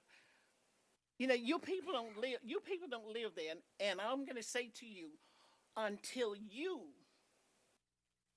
are faced with this situation, don't try and judge me, okay? All right? Okay? Absolutely. Oh, no. I understand what you said. The issue is, some of this stuff is approved in accordance with ordinance and so on. But the reason that we have people come and talk and express their concerns is to see if at least some of that can be addressed. Right. Oh, okay. Then I want to answer from when I say I'm talking about the board, is what happened to that ordinance that said there would be no exit or in to that? What happened to that? And actually, just so you know, when I was on my phone, I'm not texting. I'm actually looking at the ordinance. And I know Vince is here. He's the previous zoning officer. The Hamilton Street zone has been in effect for about 12 years. I'm not aware of there being any requirement about that. There's been, if I can finish. Okay. I've been here about 12 years, so this is actually probably more than 15 years. I've been here 12 years. Vince has been here about 14 years. There's never been a change to take it out. That I can tell you. So, only thing I can guess is it was never in there to start, because it has not been taken out in the 12 years I've been here, and Vince is shaking his head. In the 14 years, I don't think that was ever in the ordinance. Well, I'll tell you the gentleman that I dealt with. He's now in charge of the food bank, or he was. He was the head person. Frank has. Yes. And if I'm not wrong, I may have something, we're going back 18 and 19 years is supposed to have been whatever. I may have something, a letter that you sent out saying that. With all due respect, Mrs. Towns, I think the statement you made was that Mr. Hasner was involved with the Hamilton Street Business Right. District before Mr. Dominic. And you indicated that they said that there was an ordinance, or that they were going to enact a regulation or ordinance that would prohibit vehicles on Victor Street. First of all, the Hamilton Street Business District has no authority to enact an ordinance. No, but It's only the council. Okay. And we have no authority And to no- regulate well, traffic on the what- street. When you changed it, because before it was all resident. Am I right? At one point, Victor Street was all residential. Am I right? Well, you Huh? mean No, residential zoning. Am I right? The Hamilton Street. As for, now, I'm not, Victor Street, the zoning was residential. The Hamilton Street zone has been in effect for, I think, you mentioned 19 years. Yeah, about right. About that, and so that zone extends from Hamilton Street to Victor. The entirety of the block, including your property, is in the Hamilton Street business zone. And that has not changed since the Hamilton Street zone was put into place 19 years ago. Well, I'm saying to you at that time, because the owner was the woman, she owned the owner was there, and I brought this up. I said, okay, these people own it now. What happens if someone buy it and then they want to build, just like Mr. is doing, and then that's why they put that in there. Well, somebody lied then. Well, I mean, you had said yourself it was 19 years ago. What may have been the discussion is you cannot have mixed-use development or commercial development if you only front on Victor. You have to have frontage on Hamilton Street to have the mixed-use. Let me just finish, and you can tell me if I'm wrong. You can only have this type of development if you have frontage. If you only have a property, like one of your properties, of residential properties on Victor, you can't put up a storefront. So maybe that was, then you're not going to have stores just lining Victor, only if they front on Hamilton Street and then and extend back. No, that was not it, because I kept saying that what's going to help is the people that are now. I said, so suppose someone buy it and they want to do that, and then they said that's why they put that in there, that But they if would they not buy be what? allowed If they to. buy what? If they buy a property on Victor? No, to buy who he bought the property from. But the zoning on not Victor following. Street is residential now. Yes. That's why we're hearing a variance for a parking lot. So if there's a change in that sense, it's going to come if we would approve this project, the part where the parking lot is facing Victor Street will be changed to basically incorporated into commercial. But this property complies with what Mark said. It has frontage on Hamilton Street and goes through to Victor Street. At any rate, this board has no power, to my knowledge, to regulate traffic and who can come in and out of Victor Street or any other thing. Well, That's a council issue. Yeah, well, this is what I'm saying. This is supposed to have gone through. I may have some literature that they sent, regarding to that, but I will never forget it, because I spent so much time trying to protect at that time the children too, because we had Parkside at that time. Okay. And there Can was I just try to address your driveway, question with regards to, if it's not in the ordinance, it's not in the ordinance, but from a engineering standpoint and a traffic standpoint, and I recall this with Reverend Soares' building at the intersection of Hamilton and Franklin Boulevard, and I think that the site actually had a driveway on Hamilton, and the county made us take it away and use the accesses from Norma and the other side street parallel, Martin, parallel to Hamilton. I would think from a traffic standpoint, the county has jurisdiction over Hamilton Street and would want to reduce the amount of driveways. In this case, there actually are 2 driveways that'll be eliminated from Hamilton. So the only other alternative for access would be the other side streets, Victor and Pershing. So it actually doesn't make sense to preclude access from those other streets because there's an incentive to minimize the driveways to your main street and direct traffic to the existing secondary streets.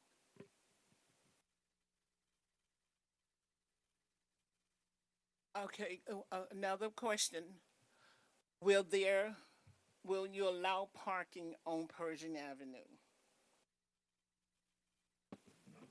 That's a municipal regulated public street, and we're not changing that. That would be a township committee decision. It's not prohibited now, so it would be permitted, right? It's permitted now, so, yeah, we're not proposing anything different, and if there was an issue where this project maybe has more traffic and there should be no parking, that would be something you would take up with the council. But the main thing is that the applicant has, in this site plan, this is why they acquired that other parking lot, or those 2 lots to put that parking lot, is so that they're satisfying their parking needs. That's, the whole intent of that is so that they park on their own site and that they don't have people parking on the side streets. But as Mr. Lanford just said, you're allowed to park there now. It's a public street, and that's not changing.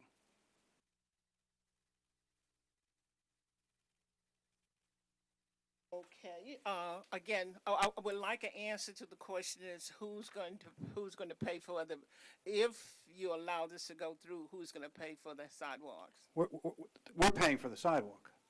Who? The developer. Oh, okay. The developer is paying for the sidewalk.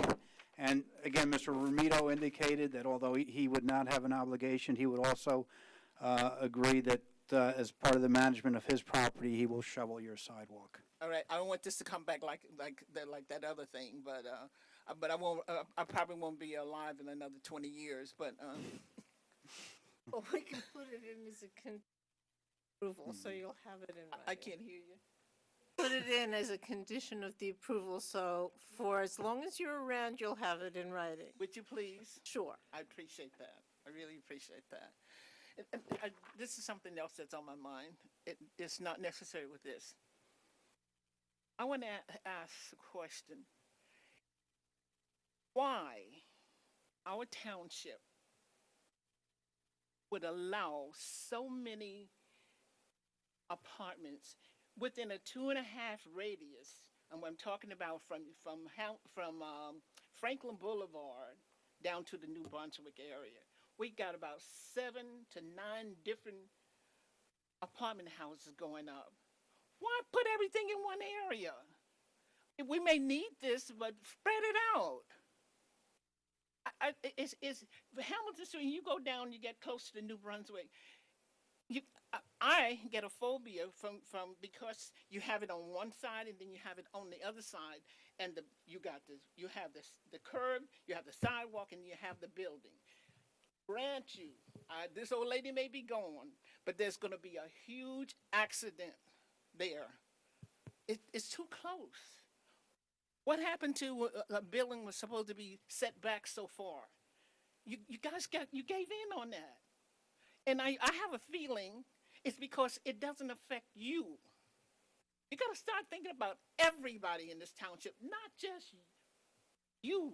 And when I'm saying you, it means, where you live. If you don't live, if it don't affect you, you don't care. In other words, it's not in my backyard. Who cares? Well, I care. I care. I thank you for listening to me, and the gentleman, he's been trying to be very cordial, and because I know he's a business person. Like he said to me, it's supposed to be high. The rent's supposed to be high, but I said, you know what? You're a business. You're not gonna. If you can't get one price, you're gonna go to another price, because in order for you to make money, you gotta have occupants, and I don't blame you. But think about the residents that are there. We've been put up with so much. We've gone through so much, even with the housing, with that development. Oh, one other thing, and I'll shut up. The property that you purchased on the other side is he in here? Well, you guys, oh, well, somebody can answer it. That house that you have to, the lot where you're gonna make the parking lot, in clearing that lot, I would like for you to put up a fence around there so we will be protected. God knows what is in that property. No, I'm talking about when you are clearing the land for the parking lot. And you should fumigate that place, because I tell you, listen, just let me finish. I've been in that house for 63 years. I've never seen a rat, mouse, or roach, and I don't want to see it. Don't worry, the health department requires them to abate rodents. They have to do that. It's part of the requirement of the demolition. All right. Required for the demolition permit. And you're going to put a fence, you're going to Yeah, secure it in clearing it? Yes, you do. Okay. All right. I thank you for listening. Okay, thank you. Anyone else?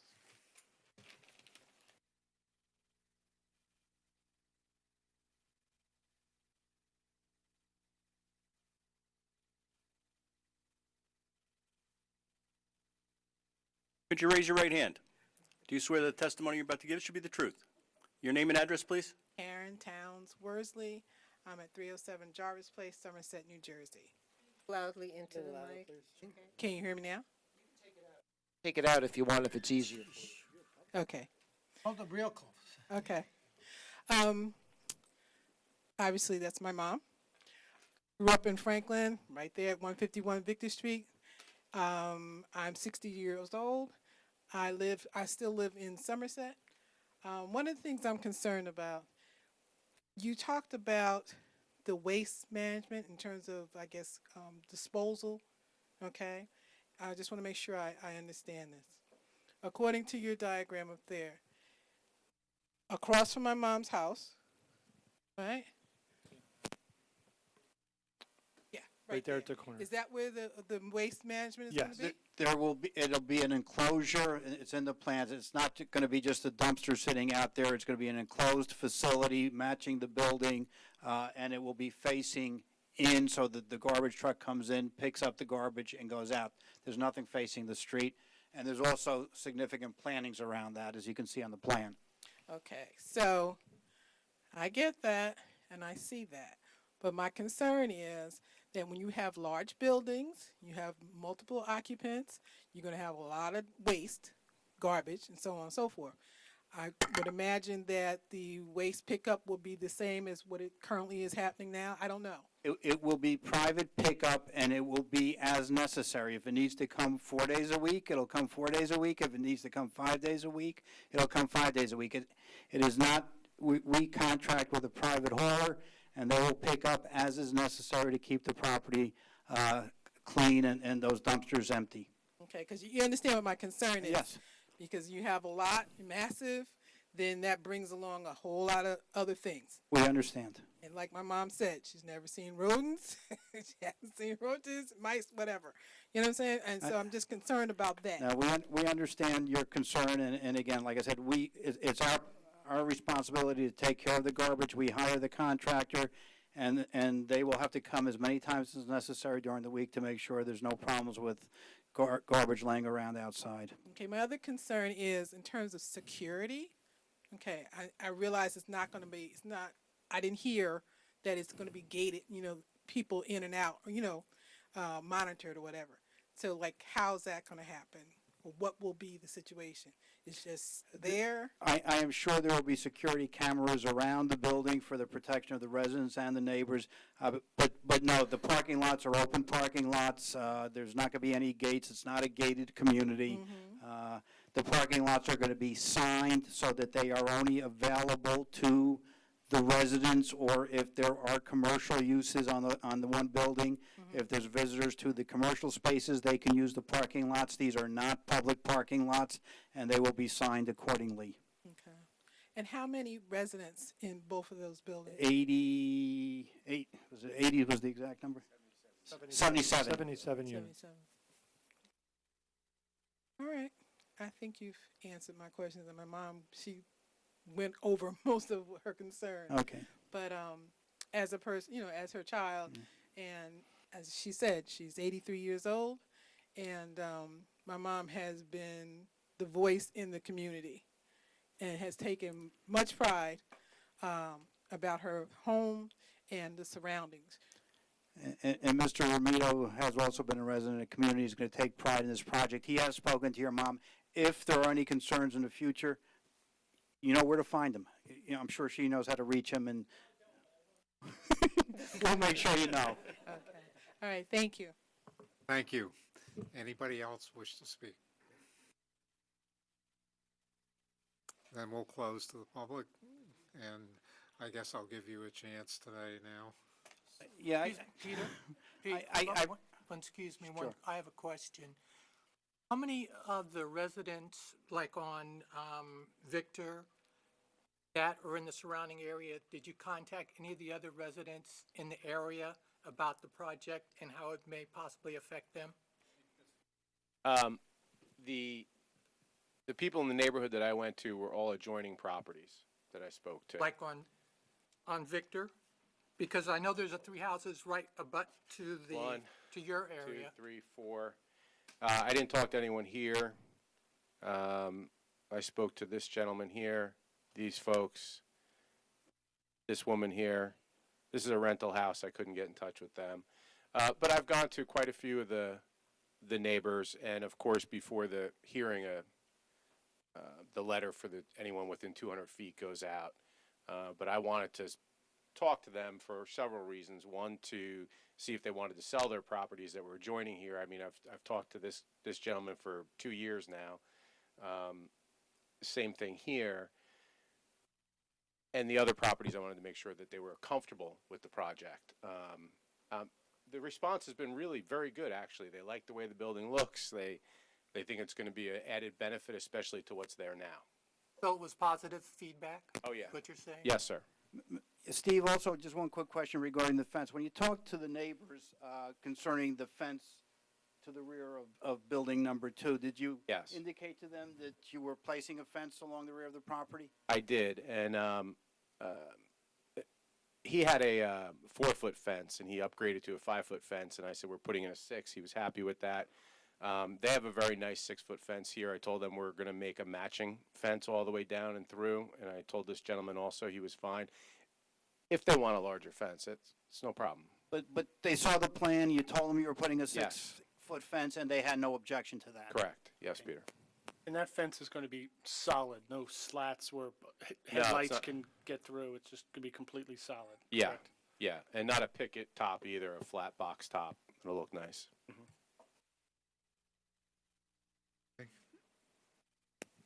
Okay, I guess you're on. Very, very briefly,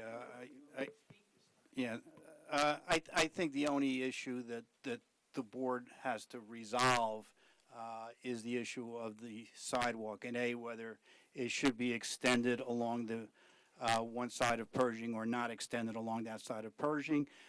The other question is, if we are required to extend it, should it match the Hamilton Street sidewalk, or should it be just a regular residential sidewalk like the rest of the community? I would think that, if she doesn't want a sidewalk at all, the last thing she would want is a sidewalk with a soldier course and brick and everything else. I think that would be counterintuitive.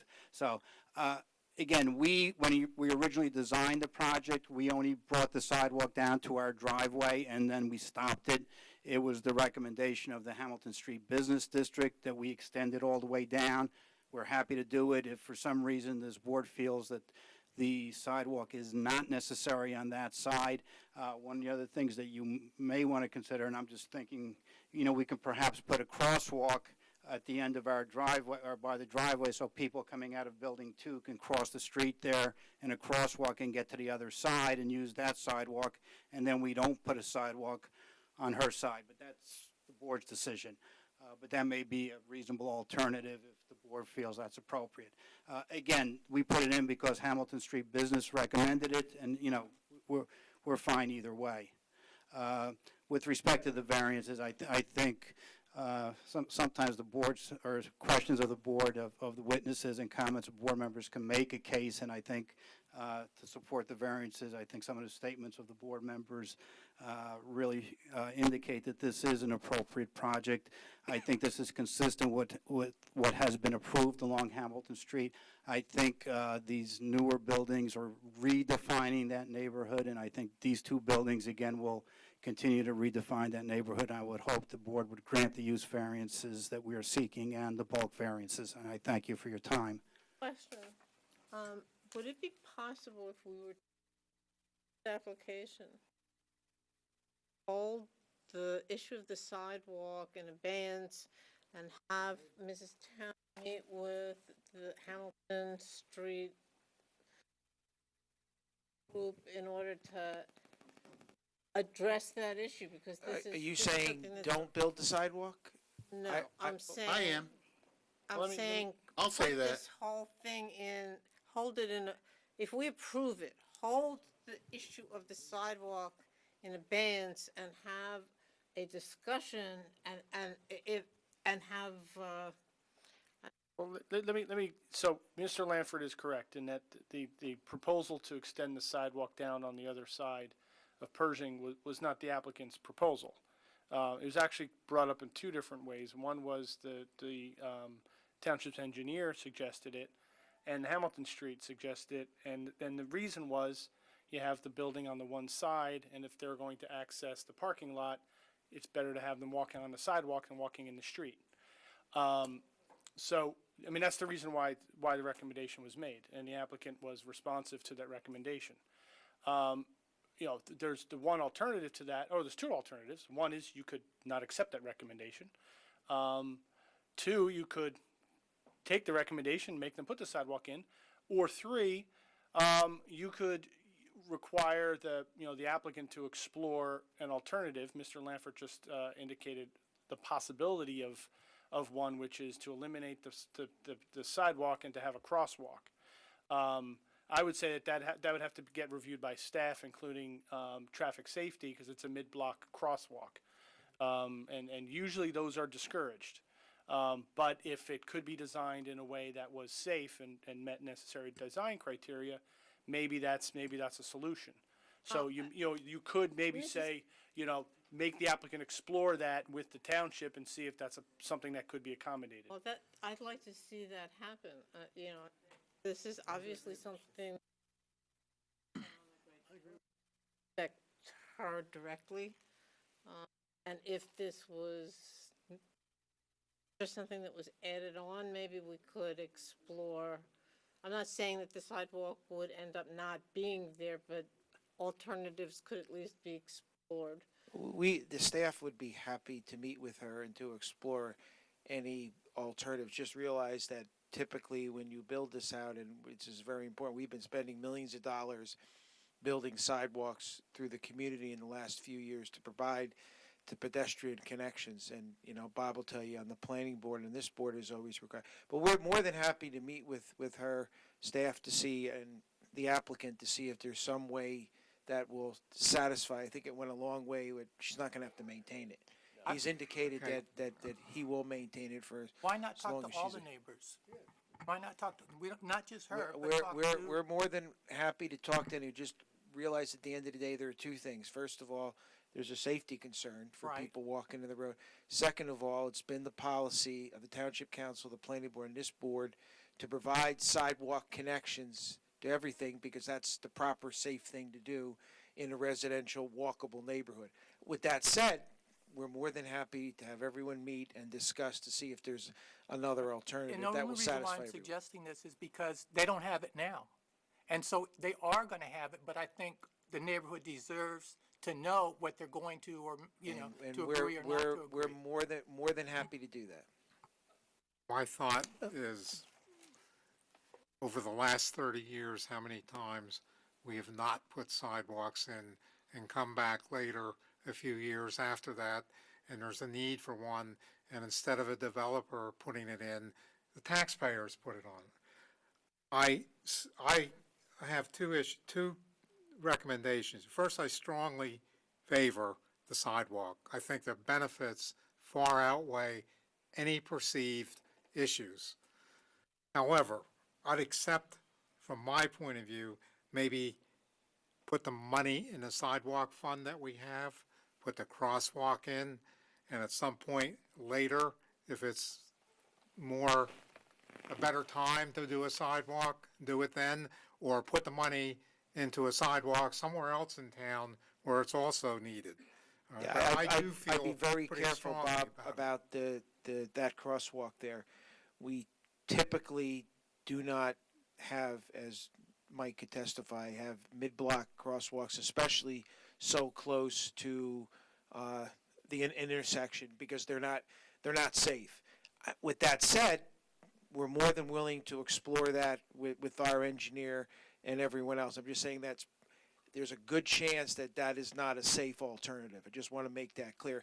If it is, then it works. I prefer the sidewalk. I think he's agreed to maintain it and shovel the snow. I'm not sure where the disadvantage is. The same people who walk on the street will walk on the sidewalk, and that's to everyone's advantage. It's what we've been doing for 30 years, everywhere. Some people don't like the sidewalks, and they get them anyway. Turns out they do like them. Keeps people off the street for the most part. There are always people who don't use them, but I have a question, Vince. Is that a school walking area? Because one of our reasons for adding sidewalks in the town was if children are walking to a nearby school, to give them a walking space versus a bus. I don't think that this would connect to any of this. People will be walking to any schools. Can you think of it? I don't think so, Mark. I don't know this particular section. I know there was a plan prepared where the school district identified, specific blocks where many children were walking in the street. I don't recall if this is one of those streets, but what I can say is we did prepare kind of an ad hoc sidewalk plan, like had priorities for where sidewalks should go, and connecting sidewalks to Hamilton Street and filling in these gaps was below the providing the safe access to schools is the highest priority. That was basically the second priority, was to fill in the gaps, like areas like Hamilton Street where people do walk. You do have the sidewalk on Pershing, 1 block away, so filling that gap to get to Hamilton Street was definitely something that the township wants to do. well, even if there aren't schools within walking distance, and there probably aren't because school buses routinely travel up and down Hamilton Street and pick up and drop off kids. There's nothing to say that there aren't kids that would be using that sidewalk to walk from a bus stop into the neighborhood to get home. I don't know, maybe it's not, but I think it's almost only time that we ever really supported not having a sidewalk was when a house was built basically in the middle of nowhere, somewhere around down in Griggstown in that area, when there was nobody on the street except the house that was being built. It's always been a policy to accept the sidewalks. And it's unbelievable how many times, look around as you travel, we have gaps in sidewalks, a lot of times because we didn't require it when something was being built. I agree with the chairman. I think it's horrible to have a gap on the street when we can have a developer pay for a sidewalk, take care of it, clean the snow from any residential house that has a gap. I think it's beneficial to everyone in the area there. It's unfortunately not going to be a rural street anymore. It's going to be a city street with a lot of extra people walking from these new developments. The other thing is clear up, it's not being built on anyone's personal property. It's being built in the township right away. So it's not like we're taking something from someone. Anyway, Yes, other. I have one. Well, I just excuse me. Don't get me wrong. I believe in the sidewalks. Only thing I'm saying is that I think the neighborhood should be notified this is what is going to happen because they haven't had it before. I don't argue with that at all. But we're sort of caught in bind a little bit here. Bruce? Yeah, I have before me the Franklin Township Police Traffic Safety Bureau memorandum. I guess it's May 23rd, and they've reviewed the caption plans.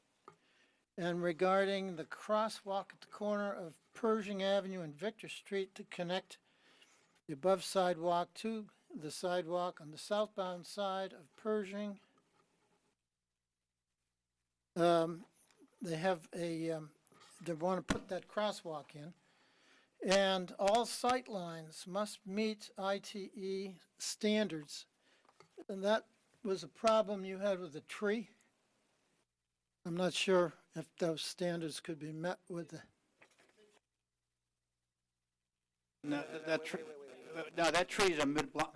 These, I may be in the wrong place. you're in the wrong place, Mr. McCracken. Those are site standards at the intersections at Hamilton Street, which is also a county requirement, and we meet those. Right. Well, this is a, Yeah. I'm reading Pershing Avenue and Victor. Yeah, and we've agreed to do that. Yeah, there, actually, the plan already, there were street trees. It's a proposed. stop sign and a stop bar. Right, right, we'll comply. And item one in that report. Is that on there now? Right. And item one in that report that you're reading. Yeah. Is the section of sidewalk we're talking about. Their suggestion was to continue the sidewalk along the northbound side of Pershing to Victor Street. That is this, so Mr. Healy, identified two sources of that recommendation earlier. This is actually a third source of that recommendation for that sidewalk. So where's the sight line at Victor and? Yeah, they're talking about the trees. We had trees at our driveway here. They told us to take those trees out, and we identify all those sight lines, and we'll comply with that. That'd be subject to your review of your engineer. Any other questions? Finished? I'm finished. Okay, any more discussion or motion? So I'm convinced as I listen to this that probably the sidewalk ought to. But I'm prepared to make a motion to approve this with added condition that the developer, for as long as Mrs. Pan occupies that residence, that he will take care of snow clearing,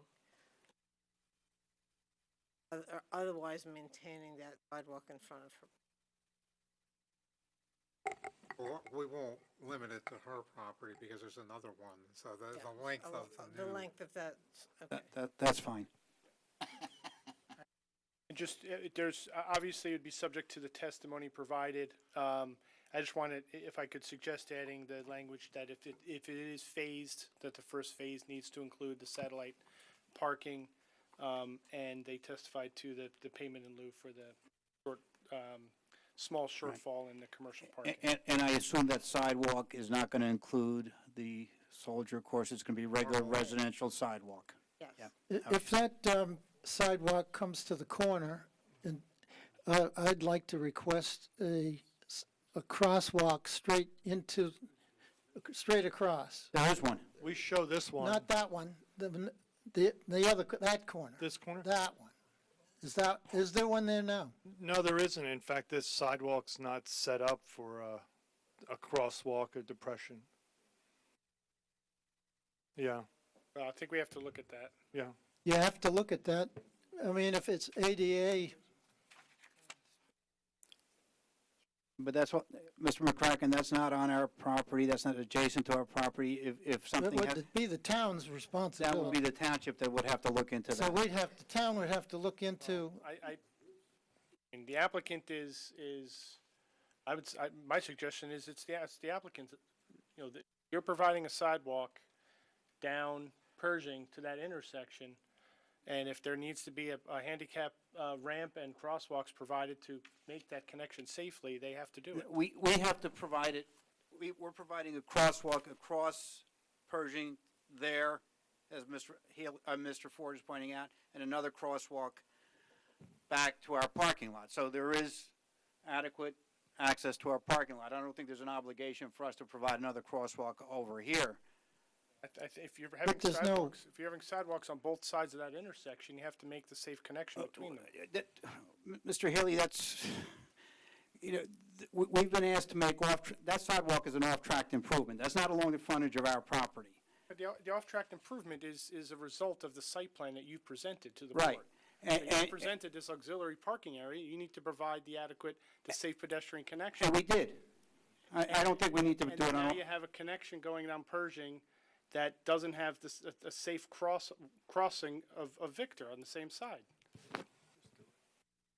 Well, I think the applicant is going to provide on his side of the correct indentation. If the township has to do it on our side, then that's what we have to do. Are you saying, Mr. Haley, we have to improve If he's bringing, this intersection?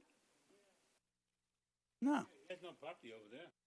No. There's he's a bringing it sidewalk. to a parking lot, not to a sidewalk. There is an existing sidewalk on the north side of Pershing, south, below Victor. And You then mean on you're the south providing, side of then you're Pershing. providing that other sidewalk on the other side. You have to provide a safe connection between those two sidewalks. They are. They will provide the correct You can't provide handicap a handicap access. ramp They don't have to go off-site to provide something that the township has not done. I mean, they're providing access to all of their property. If the township has to do that, then the township has to do that as part of their program. That's off-site. Their site plan is providing access to all of their properties in the If they're all appropriate existing, manner. you can't provide a handicap ramp and a crosswalk. Anyway, I would request that we put it in our resolution. Well, Ms. Grauman would have to amend her motion to include that.